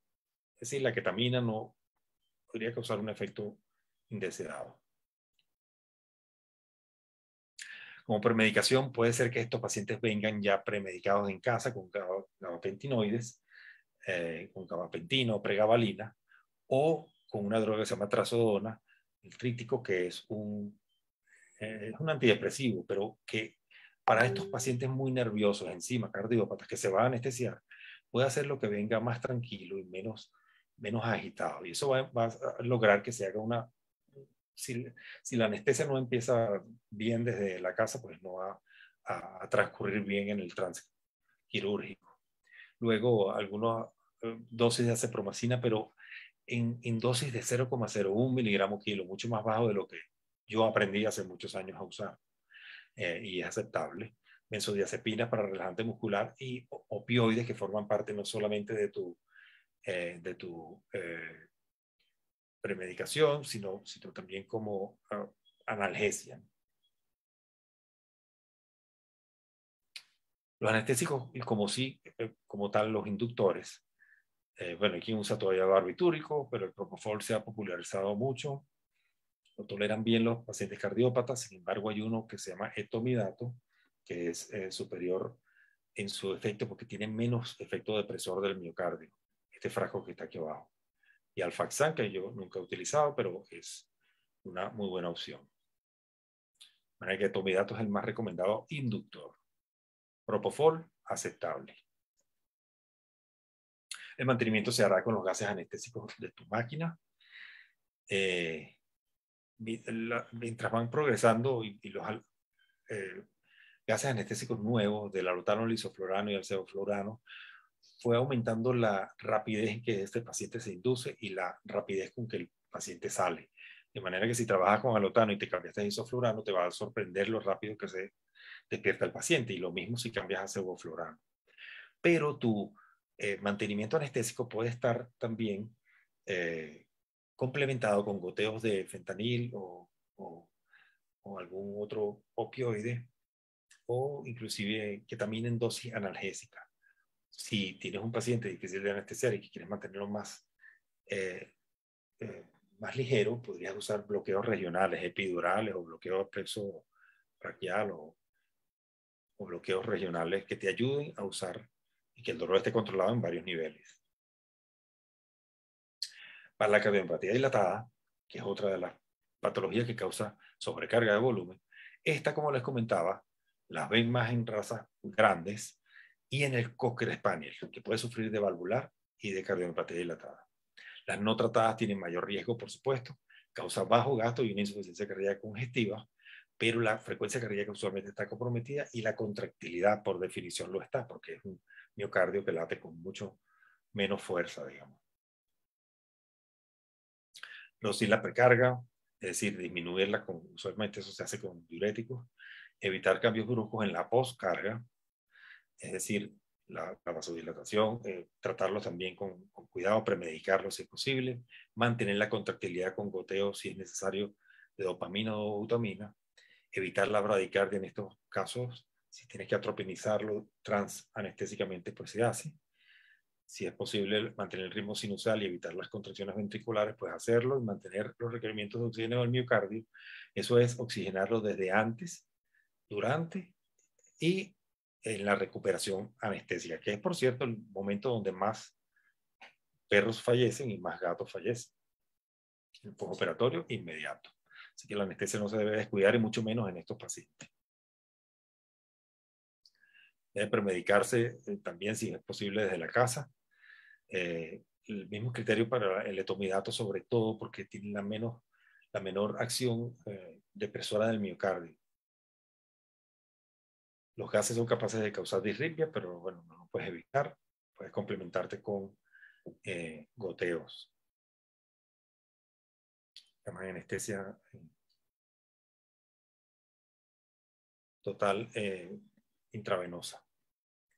Estos son los pacientes, usualmente son perros raza grande. El boxer es muy común, los golden retriever. Si los hay en tu ciudad vas a encontrar estos casos. Ocurre a los 7 años de edad cuando el paciente está hermoso y empieza con un día, se desmaya y cuando se empieza a buscar se descubren grandes cosas. En el caso de las hipertróficas, es mucho más raro anestesiar a un paciente con porque son más raros estos trastornos. Ocurren algunas congénitas, son sobrecargas de presión y usualmente, como vemos en este corazón que está abajo a la derecha, hay un engrosamiento, en este caso del lado izquierdo, y una disminución del lumen. De manera que estos pacientes van a latir no solo más rápido y más fuerte, sino con menor volumen latido.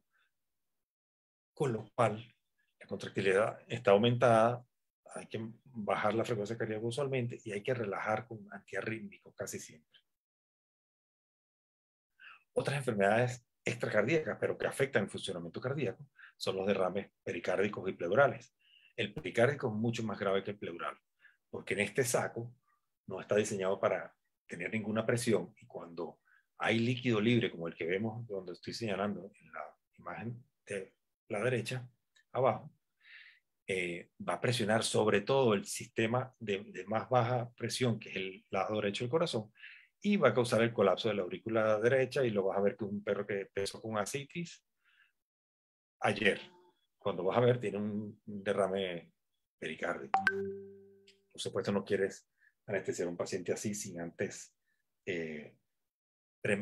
prepararlo. Y eso quiere decir drenarlo. Muchos pacientes cardiópatas están premedicados con enalapril. Y el enalapril se probó en este estudio que durante 90 minutos, administrado 90 minutos antes en pacientes sanos, aumenta el grado de hipotensión intraanestésica y el número de intervenciones requeridas para corregir la hipotensión moderada a severa. La experiencia clínica también nos enseñó esto. Aquellos pacientes que habían tomado su enalapril desde la noche antes iban a causar unos episodios de hipotensión peligrosos, iban a hacer una anestesia mucho menos estable, con un riesgo mayor para su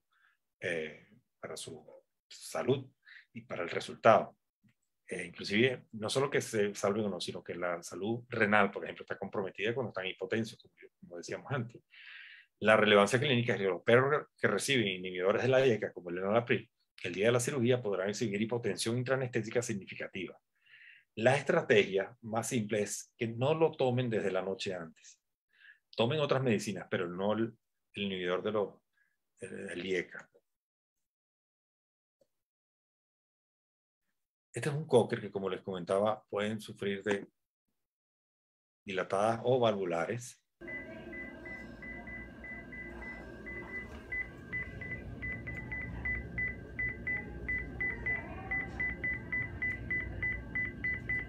Este cocker tiene una frecuencia cardíaca de 200 por minuto, es un ritmo irregularmente irregular, sin ondas P, una fibrilación atrial.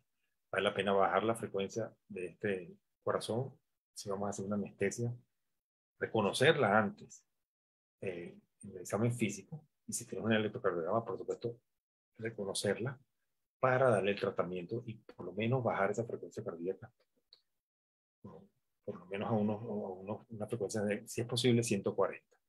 Es más manejable y causa un mejor gasto cardíaco. Otras patologías, como esta que vemos aquí, estos puntos que están en la arteria pulmonar, son como dobles líneas, si lo ven de manera cercana, esos son filarias dentro de la arteria pulmonar. Eso causa severa enfermedad, una enfermedad respiratoria, pero con consecuencias cardiovasculares, causa lo que se llama cor pulmonar, una hipertrofia derecha.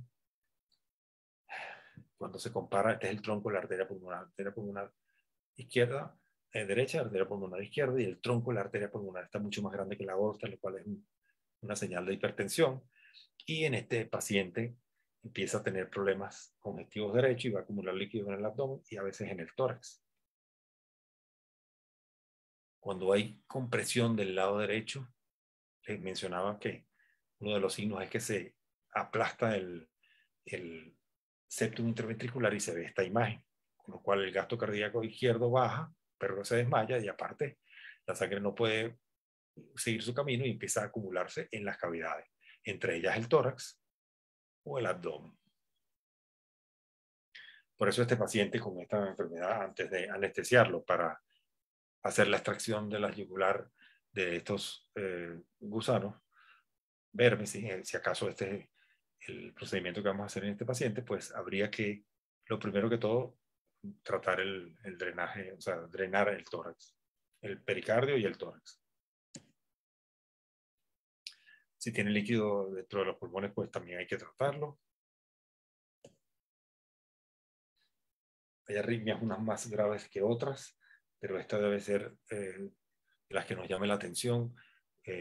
Tienes ritmos supraventriculares y tiene latidos también que vienen de diferente morfología de varias partes.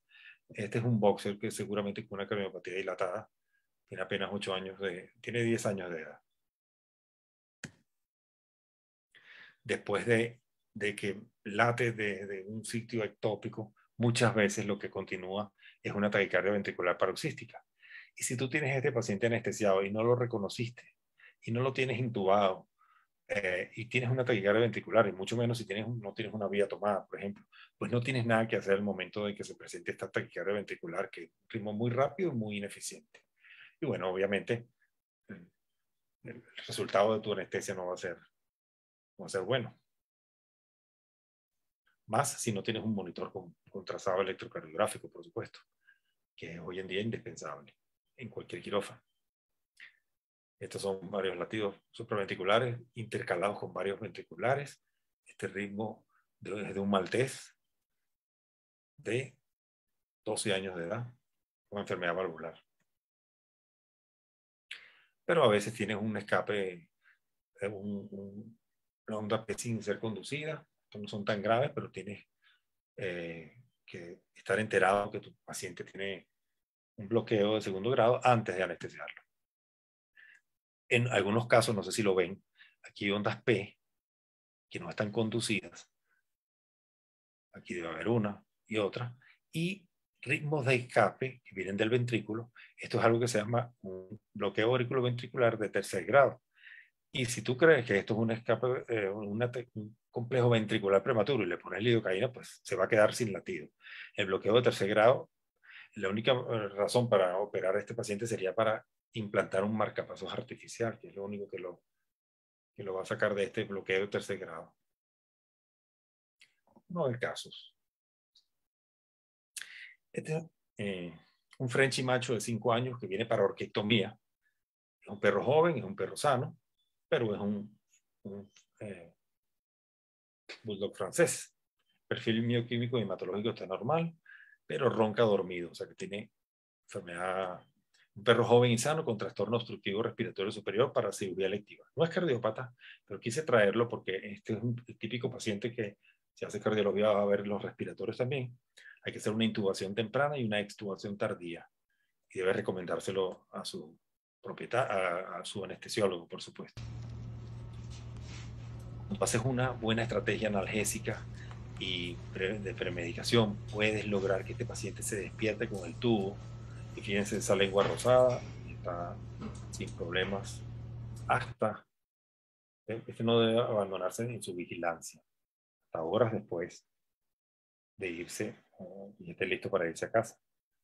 Lo mismo con este bulldog de 2 años de edad con una miasis en la base de la cola. Hay que sedarlo para hacer eso, pero por supuesto tenemos que hacer un manejo donde la vía aérea esté protegida.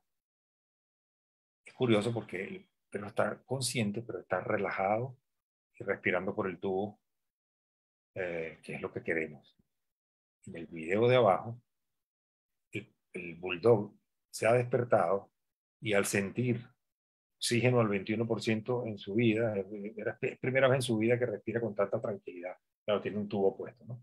Ojalá en la siguiente visita se planifique resolver alguno de los problemas respiratorios que tiene, si tiene paladar blando elongado para hacerle cirugía, ¿no?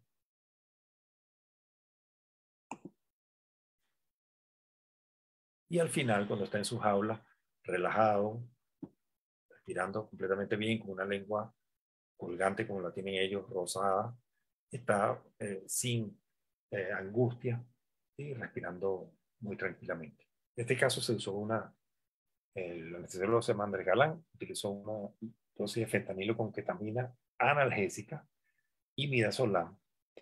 Hicieron lo que tenían que hacer y lo despertaron después del goteo, interrumpiendo el goteo. Quiero ver otro caso.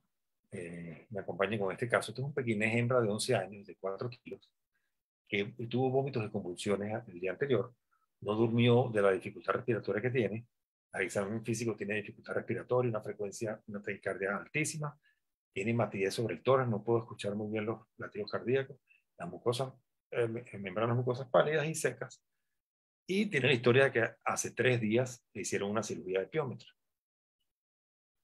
Hace 3 días vieron que tenía un útero ocupado, le hicieron un eco, le hicieron una radiografía también, tenía 29.000 blancos, está clarísimo que había que hacer una cirugía de ureterectomía para resolver esta piómetra, pero no vieron en el tórax que tenía esta imagen.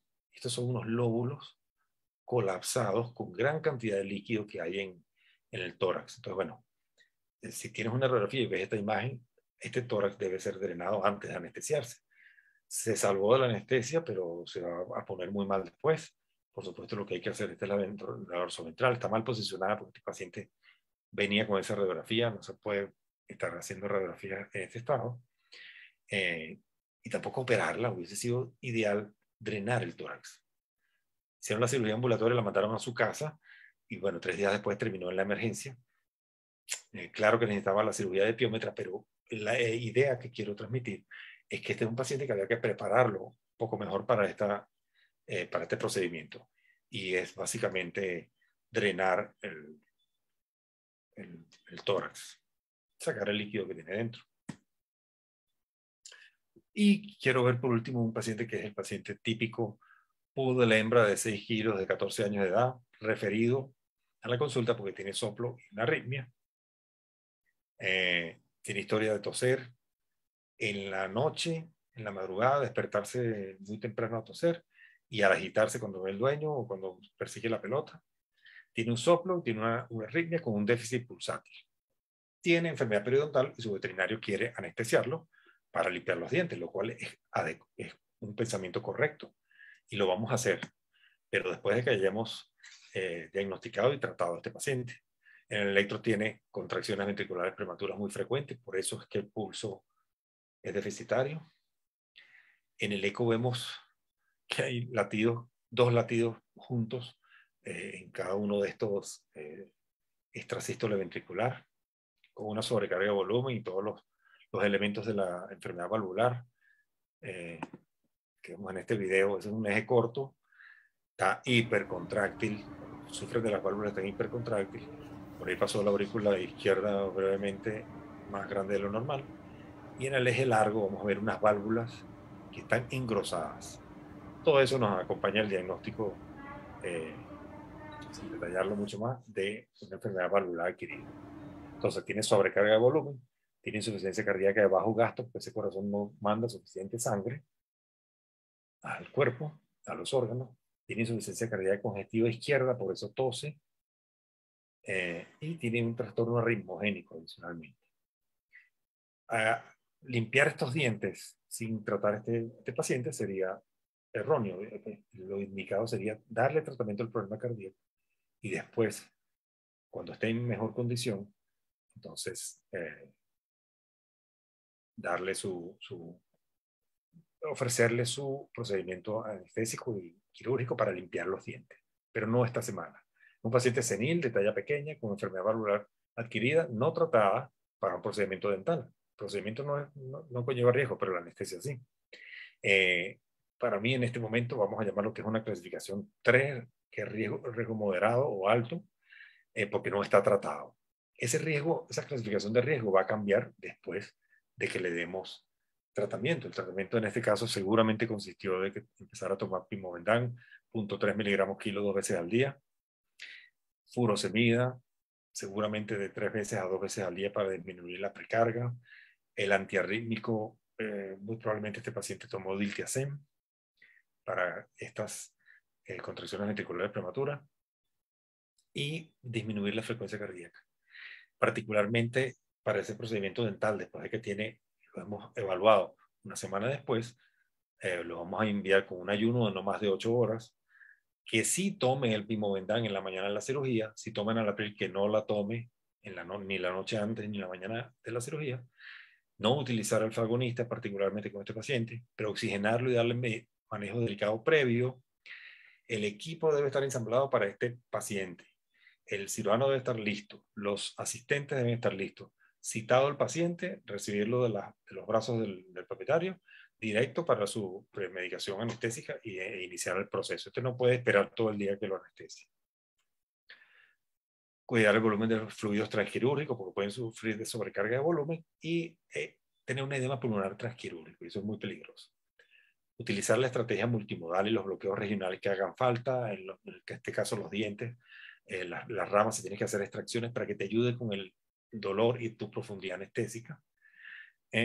Y hacer un monitoreo, por supuesto, durante el tratamiento, durante la anestesia, que incluya varios parámetros, entre ellos la presión arterial media.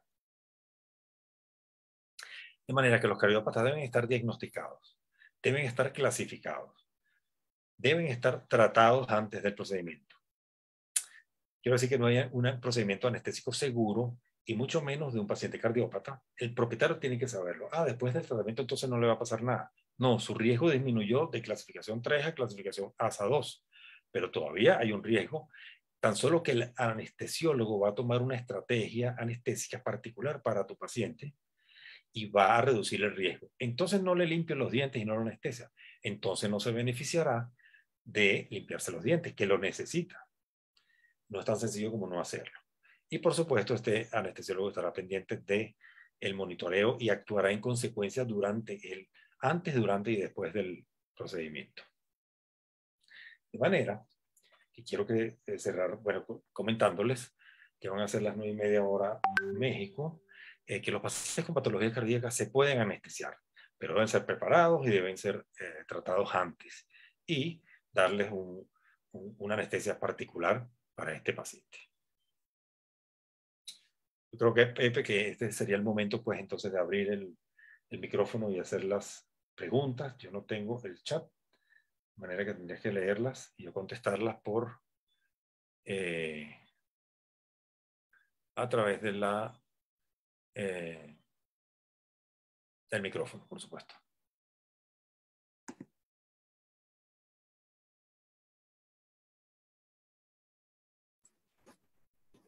Muy buenas noches a todos los que se están integrando ahora en la plática. Muchas gracias, doctor Lester Vega. Tenía un poquito de problemas para conectarme otra vez, no quería encender la cámara. Doctor, yo tengo varias preguntas aquí en el chat y quisiera ver si podemos irlas contestando, ya que no se pudo dar pues como lo habíamos hecho antes, ¿no? Con el chat en vivo. Y vamos a ver si en este momento usted tiene en su teléfono su Facebook, para que no sea en la computadora, a ver si de esa forma podríamos hacerlo. A intentarlo en el Facebook. Sí, a ver si me escuchan bien. Como les comento, está lloviendo muy fuerte acá en la Ciudad de México todavía. Nunca dura tanto tiempo una lluvia, pero esta vez sí duró las 2 horas y sigue lloviendo. Y espero que me escuchen. A ver si me pueden poner un comentario, a ver si me escuchan bien. Y vamos a seguir con... No se vayan a finalizar, ya saben que tenemos la dinámica para regalar el mandil el día de hoy. A ver si por ahí en el móvil es más fácil que vea los comentarios. Sí, los tengo en el móvil. Sí, no se me ocurrió eso al principio. Pero bueno. El último dice de Rommel Villarroel, pero adelante. Sí. Ya van apareciendo, ¿verdad? Ya le van apareciendo en vivo. De acuerdo. Muchos saludos de gente de varias partes de Venezuela, Barquisimeto, de Maracaibo, de Caracas, y de sí, otras partes exacto. de Latinoamérica. Exacto. Se te escucha muy bien. Muchas gracias, Santiago Zapata. Sí, se escucha. Gracias. Compartieron con mucho... El link del certificado. Sí, lo vamos a poner ahorita en un momento. Ya lo están trabajando mis compañeros de staff para poner el comentario, anclar el comentario donde puedan ingresar a tramitar su constancia de asistencia. Sí, se escucha muy bien. Ok, muchas gracias. Ya estoy hablando un poquito más fuerte porque no quiero que haya interferencia el ruido de la lluvia. Doctor, empieza a ver los comentarios. Entonces, vamos a ir leyendo preguntas que se hicieron desde el principio y que varias se fueron contestando, pero quisiera irnos desde el inicio. ¿Está bien, Doc? De acuerdo. Dice Eduardo Muñoz, ¿qué podríamos medir en un examen de laboratorio? ¿Cuál principio? Bueno, en todo paciente que va a ser anestesiado se necesita una base de datos. Y la más simple es una hematología y un perfil. Aunque no tengas un laboratorio, puedes hacer un hematocrito y una medición de proteínas plasmáticas con tan solo un microhematocrito. Lo centrifugas, con eso obtienes tu hematocrito y partiéndolo con un corta uña puedes hacer una gota en el mismo aparato con el que ves tu densidad urinaria y puedes saber las proteínas plasmáticas. ¿Por qué estos dos parámetros tan básicos? Porque los pacientes anémicos van a tener una respuesta a la hipotensión muy mala y simplemente no tienen suficiente paquete de glóbulos rojos para oxigenarse y van a tener un compromiso mayor que los que no están anémicos. Y si puedes resolver eso antes, con una transfusión, por ejemplo, es indicado. Y las proteínas plasmáticas son muy importantes también, porque son las que transportan las drogas anestésicas. Los pacientes que tienen las proteínas plasmáticas más bajas van a necesitar menos anestésico. Y eso debes saberlo antes de anestesiarlo. Por supuesto, otros parámetros como la función renal, BUN, creatinina, que te ayuden, glicemia, quieres saber si tu paciente es diabético o cualquier otra que esté pasando. Para tomar decisiones anestésicas, inclusive prepararlo para su anestesia. De manera que la pregunta es muy buena porque es básica y vital. No deberíamos anestesiar a un paciente sin esa base de datos mínima. Ok, gracias, doctor. Dice Gregorio Muñiz, ¿cómo ayuda la oxitocina al ritmo cardíaco? La oxitocina. Sí, oxitocina. Bueno, no estoy enterado en veterinaria, por lo menos. La oxitocina es una droga que causa confort y placer. En los humanos está bien descrito y forma parte de eso que llaman las hormonas de la felicidad, pero no es una droga que tenga yo conocimiento que se usa como un preanestésico, aunque la idea es magnífica. Si el paciente, eso se puede lograr con gabapentinoides y con trazodona, un efecto similar a ese que menciona el colega. Gracias, veamos ahora con Alexander Morales. Decía, el volumen que se debe manejar es de 3 mililitros por kilogramo. Sí, bueno, qué bueno que lo menciona, porque no hay recetas de cocina. Porque cada paciente requiere una cantidad de fluidos y un plan anestésico diferente al siguiente paciente, aunque los dos tengan la misma edad, la misma enfermedad y sean hermanos de la misma camada. Sin embargo, el concepto es que las sobrecargas de volumen, como los pacientes valvulares o las cardiopatías dilatadas, ya tienen sobrecarga de volumen. Y si manejas los 10 ml por kilo que estás acostumbrado a hacer normalmente en una castración de un perro sano, por ejemplo, de 2 años de edad, podrías tener problemas porque este corazón está teniendo sobrecarga de volumen y le va a costar manejar este volumen cuando baje la frecuencia cardíaca y la efectividad del latido, y entonces va a tener el riesgo de tener un edema pulmonar. Por eso debe estar pendiente, manejar menos volumen, estar pendiente de la presión arterial e inclusive tener hasta un estetoscopio para escuchar si tienes ruidos pulmonares transquirúrgicos. Cualquier cosa que te haga decidir y evitar un edema pulmonar. Gracias, doctor. Dice también el mismo doctor Alexander Morales, dicen que el mejor vasopresor es la noradrenalina actualmente. En efecto es lo que se está usando como vasopresor para tratar los trastornos de la presión arterial. Esa es la droga, sí, estoy de acuerdo. Y gracias por la participación, por el aporte. Aquí todos aprendemos, nos nutrimos de los comentarios de todos y de la información que está en el mundo. Por eso es tan interesante estas charlas de varios países del mundo, de Latinoamérica. Claro, la retroalimentación es súper importante siempre. Ape Huerta dice, doctor, ¿cómo baja la frecuencia cardíaca? Puedes usar diltiazem intravenoso en una crisis de taquicardia. No es tan común. Si es un paciente que está enfermo, si me preguntas como cardiólogo, el diltiazem o la digoxina, inclusive en la fibrilación atrial, lo vas a lograr. Si es un episodio de taquicardia durante tu anestesia, revisa tu nivel de anestesia, porque es probable, y tu analgesia, por ejemplo, es probable que este paciente, aunque esté hipnotizado, los hipnóticos lo tengan tumbado y el relajante muscular, esté sintiendo dolor. Y esa es la principal causa de taquicardia durante una anestesia. Entonces revisa tus gases anestésicos, tu analgesia, porque esa es la principal causa para que esto pase. Y si tienes que bajarla y tienes que usar algo como diltiazem intravenoso, pues usarlo, pero no sin antes revisar los factores que ya te he dicho. Gracias, doctor. Dice Juan de Dios Arriaga Velázquez, ¿hay mejoría en las patologías cardíacas o son tratadas de por vida? Buena pregunta, porque esa la va a hacer el propietario. Las patologías cardíacas, una vez que una válvula se dañó, la manera en que se está estudiando ahora resolverlo es cambiarla por una nueva. Hay un par de centros en el mundo donde se está iniciando eso, pero no se ha logrado todavía. Una vez que una válvula se daña para siempre y progresa la enfermedad.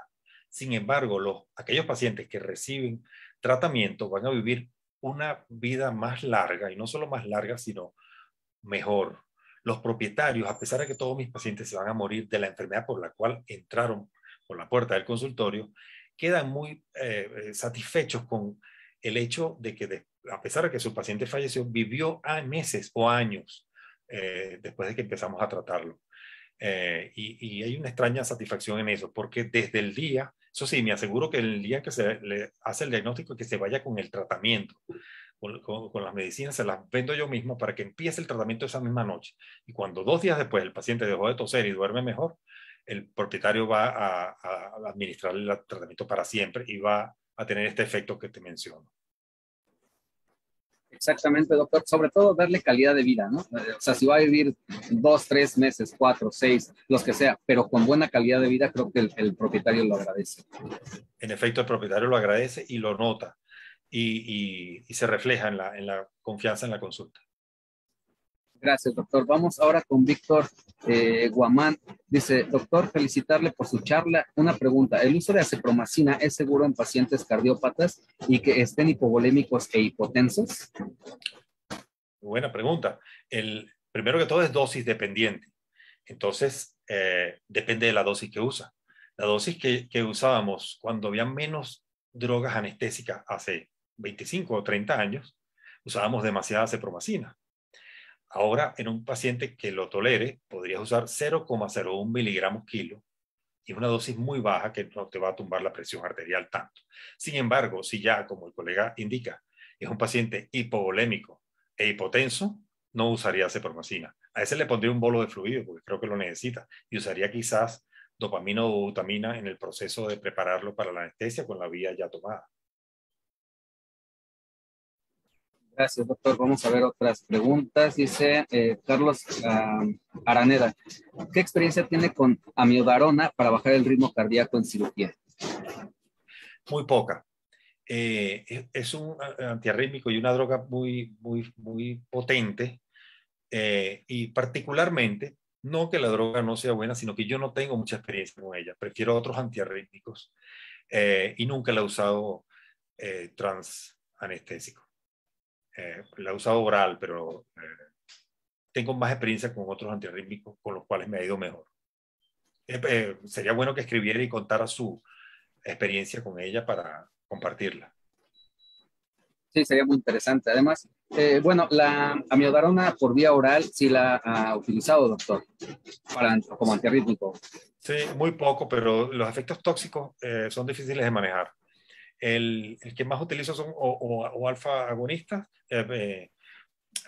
beta bloqueadores o bloqueadores de canales de calcio, como propanolol o propranolol o diltiazem. Esos son los dos que más utilizo, sobre todo el segundo. Bloqueador de canal de calcio, diltiazem.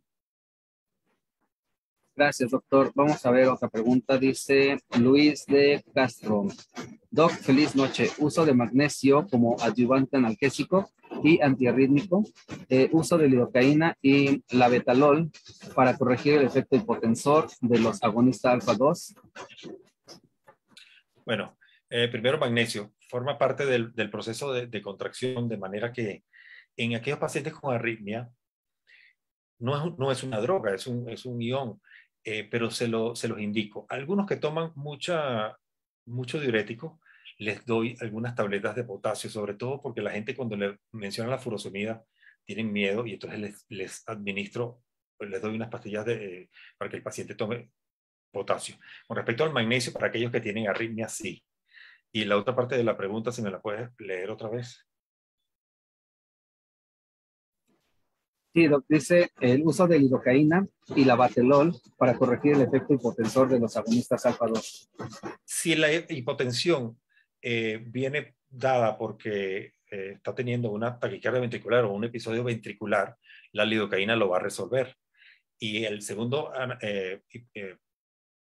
aumenta o estabiliza, digamos, es de otro grupo y puede ayudar a estabilizar la arritmia y por ende el gasto cardíaco. Sin embargo, yo no tengo experiencia transquirúrgica con él. Gracias, doctor. Dice Joel Andrés, doctor, ¿cómo puedo lograr minimizar el estrés en un paciente con cardiomiopatía dilatada y edema pulmonar y VHS de 15 y es necesario tomarle una vía? Bueno, muy difícil. es un perro que está muy enfermo, tiene un corazón gigante según lo que describe, y además es un pastor alemán muy bravo. Voy a ponerle nombre y apellido. Este paciente primero tiene que estar tratado antes de venir. Bueno, lo viste la primera vez, ya le mandaste tratamiento para la casa, pero verlo en consulta es un problema. Este es un paciente que voy a manejar, le voy a dar mi teléfono celular para que me escriba por WhatsApp las veces que sea necesaria y manejemos lo que podamos manejar por vía de mensaje, que me mande videos de lo que está pasando y voy a evitar meterlo en el consultorio porque ya sé lo que tiene. Una dilatada es una enfermedad gravísima. Ahora, cuando venga al consultorio, le voy a indicar, por ejemplo, que tome trazodona. 100 miligramos de trazodona, vienen en tabletas de 50 o 100 miligramos, y para un perro grande, 100 miligramos varios días, una vez al día o 2 veces al día, varios días antes de la visita, que lo tome todos los días. Eso va a hacer que se tranquilice sin un efecto hipotensor y el momento en que venga la consulta va a estar más tranquilo. Se usa para gatos bravos, se usa para perros con problemas de agresividad o nerviosismo. Gracias, doctor. Dice Rafael Coronel, ¿se debe tener alguna precaución con el uso de AINES en pacientes cardiópatas por el hecho de que puede haber compromiso renal? Por supuesto. Por supuesto, lo tenemos que considerar. Cuando hicimos las preguntas de la medicación que el paciente toma, pues tenemos que estar buscando que esté tomando AINES. En caso de este pastor alemán que se va a anestesiar, por ejemplo, si sufre de enfermedad articular y está tomando algún AINES, eso va a contribuir a aumentar el riesgo en la perfusión del glomérulo. De manera que tienes que considerarlo en tu preanestesia y en tu dosis anestésica y en tu presión arterial. Este es un paciente que tienes que cuidarle particularmente la presión arterial. No debes sacarlo si está tomando meloxicam o carprofen, debes seguirlo tomando, pero tú debes monitorear la presión arterial antes de la anestesia y durante la anestesia. Gracias, doctor. Dice Fátima Orellana. Buenas noches. ¿Le daría atropina a un paciente bradicárdico con presión sanguínea media normal? Probablemente no. Excelente pregunta. Si la presión arterial media está normal y es un perro de talla grande y está latiendo a 60 por minuto, la mayoría de los anestesiólogos estarían tranquilos. Otros se pondrían un poco nerviosos, pero piensa en esto, 60 o hasta 55, con presión arterial media, se puede presumir que este paciente está llevando suficiente presión, sangre y oxígeno y nutrientes a todos los tejidos para mantener esta presión arterial media sobre 70, digamos. Si das atropina y te apresuras, vas a conseguir ahora una taquicardia y vas a disminuir ahora el gasto cardíaco y probablemente se te caiga la presión arterial después de que se aumente la frecuencia cardíaca a 120, quizás depende de la dosis que use. Entonces, no, la pregunta es excelente. Si todos los parámetros están bien, este paciente está con oxigenación óptima y están todos los parámetros bien, sobre todo la presión arterial media, quizás no lo saque yo de 55 o 60 latidos por minuto. Gracias, doctor. Dice Iván Mori. Doctor, buenas noches. Alguna vez escuché que en pacientes bradicárdicos se recomienda el uso de propantelina. ¿Cuál es su opinión? No estoy familiarizado con la droga. Si tiene alguna experiencia que contarnos, sería útil. Lo agradeceríamos mucho. Sí, a ver, dice... bueno, ya empiezan puros saludos. Acá dice... Carlos Alfonso Piña, el paciente Bulldog que ejemplificó en la charla que logró extubar luego de despertado de anestesia. Pregunto, ¿utilizó anestesia inhalatoria y adicional sumó el fentanilo, ketamina y midazolam o únicamente se hizo sin anestesia inhalatoria? Se hizo la mezcla que estaba propuesta ahí y durante el procedimiento se conectó a la máquina para que recibiera gases. Un procedimiento que fue muy, muy rápido. Gases y oxígeno, además. Quieres tenerlo conectado con un nivel de gases que te permita hacer el procedimiento que estás haciendo de atrás. Los gases anestésicos se van a metabolizar muy rápido, pero quieres tenerlo intubado durante la recuperación, tal como salía en el video. Y es ideal si tu anestesiólogo, el anestesiólogo logra una analgesia y logra este efecto de poderlo mantener hasta la jaula, no solo tranquilo, sino respirando a través de un tubo. Muchas gracias, doctor. Dice Alfredo Navarrete, mil gracias al laboratorio y mil gracias al médico, estuvo sensacional. Pues ya empiezan los agradecimientos, doctor. Gracias, doctor. Violeta Loaiza, ya leí esa pregunta. Muchas gracias, excelente ponencia, muchas gracias, Jimena Navarro. Ivonne Castro, muchas gracias, doctor Vega, muy interesante la información que nos brindó. Muchas gracias, doctor, sí es cierto. Ya hay lo de las AINES, excelente charla. Ya vimos lo de la cocaína. Creo que ya leí las preguntas que estaban. Amiodarona ya lo vimos. Carlos Araneda, estoy viendo que contestó lo que yo le... Cuando comentó lo de la amiodarona, él dice, okay, he utilizado amiodarona en bolo intravenoso, en urgencia y taquicardias en anestesia. Los resultados hasta ahora muy buenos en mi pequeña experiencia. Lo utilizo en taquicardia sobre 180, considerando la falla de precarga. Estabilizado en bolos. Muchas gracias, Carlos Araneda, por la contribución. Aprendemos todos. Claro, muchas gracias, doctor. Hugo Fernando, finalmente, doctor Vega, ¿qué texto nos recomienda para los no cardiólogos?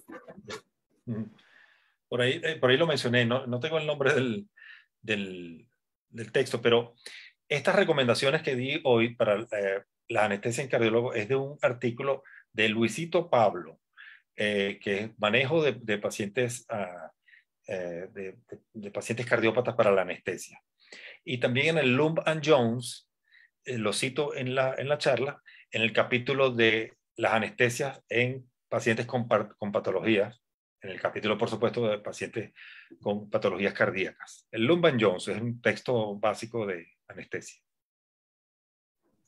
Muchas gracias, doctor. Pues siguen los agradecimientos. Bea Liz, muchas gracias, doctor, por la charla. Lina Araceli, excelente charla. Fátima Orellana, muchas gracias, doctor. Claudia Alvarado, gracias, médico. ¿Puede dar su número de celular? El número de celular no, porque ya luego pasan cosas raras. Mejor el correo electrónico. Pues bueno, doctor, creo que ya no hay más preguntas. Si los otros doctores al otro lado de la pantalla tienen preguntas, por favor, escríbanlas. El doctor va a ir viendo los comentarios y si le da tiempo puede ir contestando algunas. Y si no, con su correo electrónico me puede ayudar, doctor. Sí, el correo electrónico es como mi nombre, lestervegaveterinario@gmail.com. lestervegaveterinario@gmail.com. Perfecto, muy fácil el correo electrónico. Lo tienen ya aquí todos los médicos disponible para que le puedan escribir las preguntas que todavía tengan o que puedan surgir después. Muchos médicos ven esta charla grabada, entonces pueden ir saliendo preguntas y si le escriben, pues lo agradeceríamos muchísimo. Marta Silvia, excelente ponente, claro. Son mis amigos. No, doctor, muchas gracias, doctor. Muchas gracias a Inofarma por esta plática. Gracias a ti, Marta Silva, que estás pendiente de estas charlas. Marisol Mellizo, muchas gracias, doctor, por la charla. María Laura Merino, gracias. Todos están agradeciendo y ya mandando muchos corazoncitos. Gracias, de verdad, a todos. Muchísimas gracias. Doctor, vámonos ahora sí con la pregunta para el regalo del día de hoy, que es solo para México. A otros países, si se van desconectando, muchísimas gracias por haber asistido. Yo sé que en otros países, sobre todo de Sudamérica, más al sur hasta Argentina, que son casi 2 horas más de diferencia con la Ciudad de México, y pues gracias por desvelarse con nosotros estas veladas científicas que siempre tenemos para todos ustedes los miércoles en punto de las 8 de la noche en el horario de la Ciudad de México. Ahora sí, vámonos con la pregunta para ver quién gana. ¿Quedará grabada? Sí, sí queda grabada. Perdón, doctor, ya, ahí está, ahí ya la vemos. Ustedes están viendo la pregunta, ¿cierto? La pantalla. Cierto, cierto. ¿Cuál es el mejor indicador indirecto de perfusión que se usa en el monitoreo anestésico? ¿Ok? ¿Cuál es el mejor indicador indirecto de perfusión que se usa en el monitoreo anestésico? Y empezaron a contestar en los comentarios. Doctor, y usted va a escoger al ganador o ganadora que sea de México. Pongan la respuesta y el estado de la República Mexicana del cual nos están viendo para que hagamos esto mucho más rápido. Se van a comunicar contigo, mis compañeros de staff, por medio de Messenger para que estés muy pendiente de tus redes sociales y contestes inmediatamente. A ver, vamos a ver.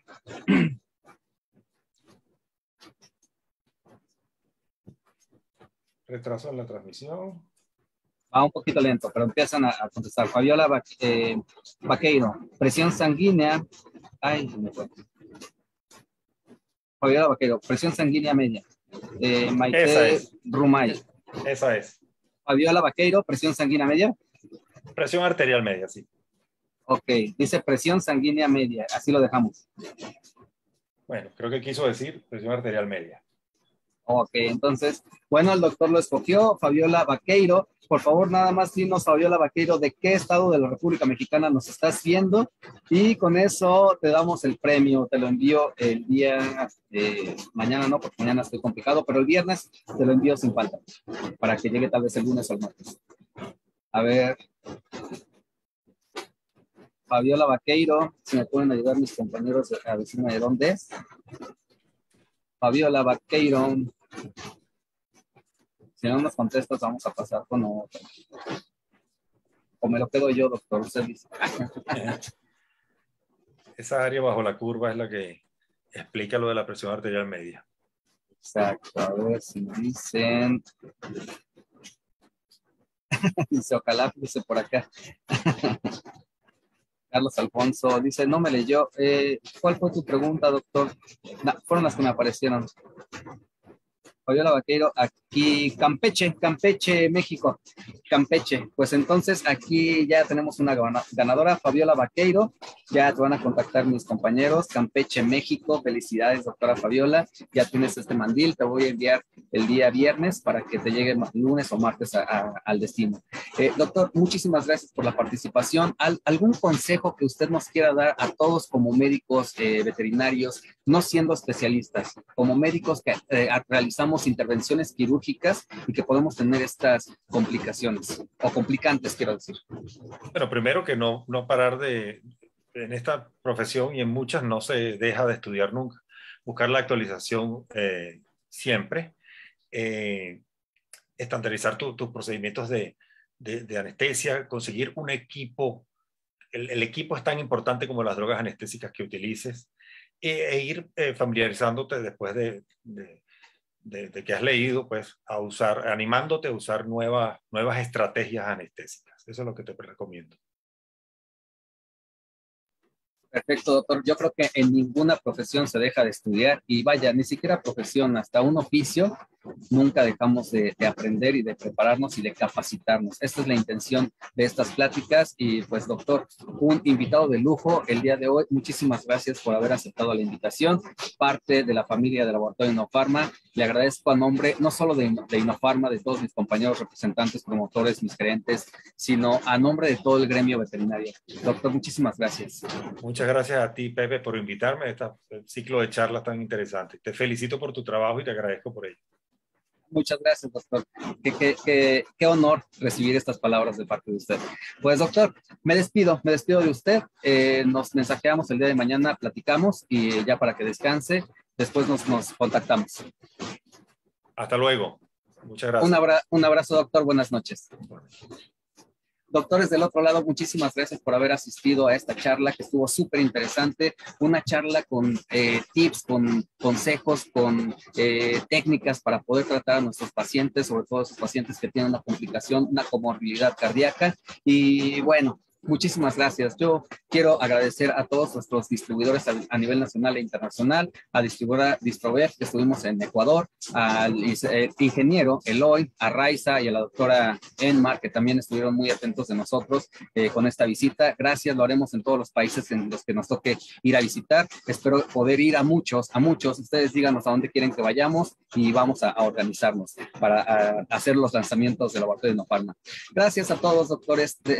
Cuídense mucho, por favor, descansen, que pasen bonita noche. Yo soy el doctor José Ruiz Zaragoza, gerente técnico del Laboratorio Innofarma. Yo les deseo salud, amor y sobre todo muchísimo trabajo. Cuídense mucho. Hasta luego.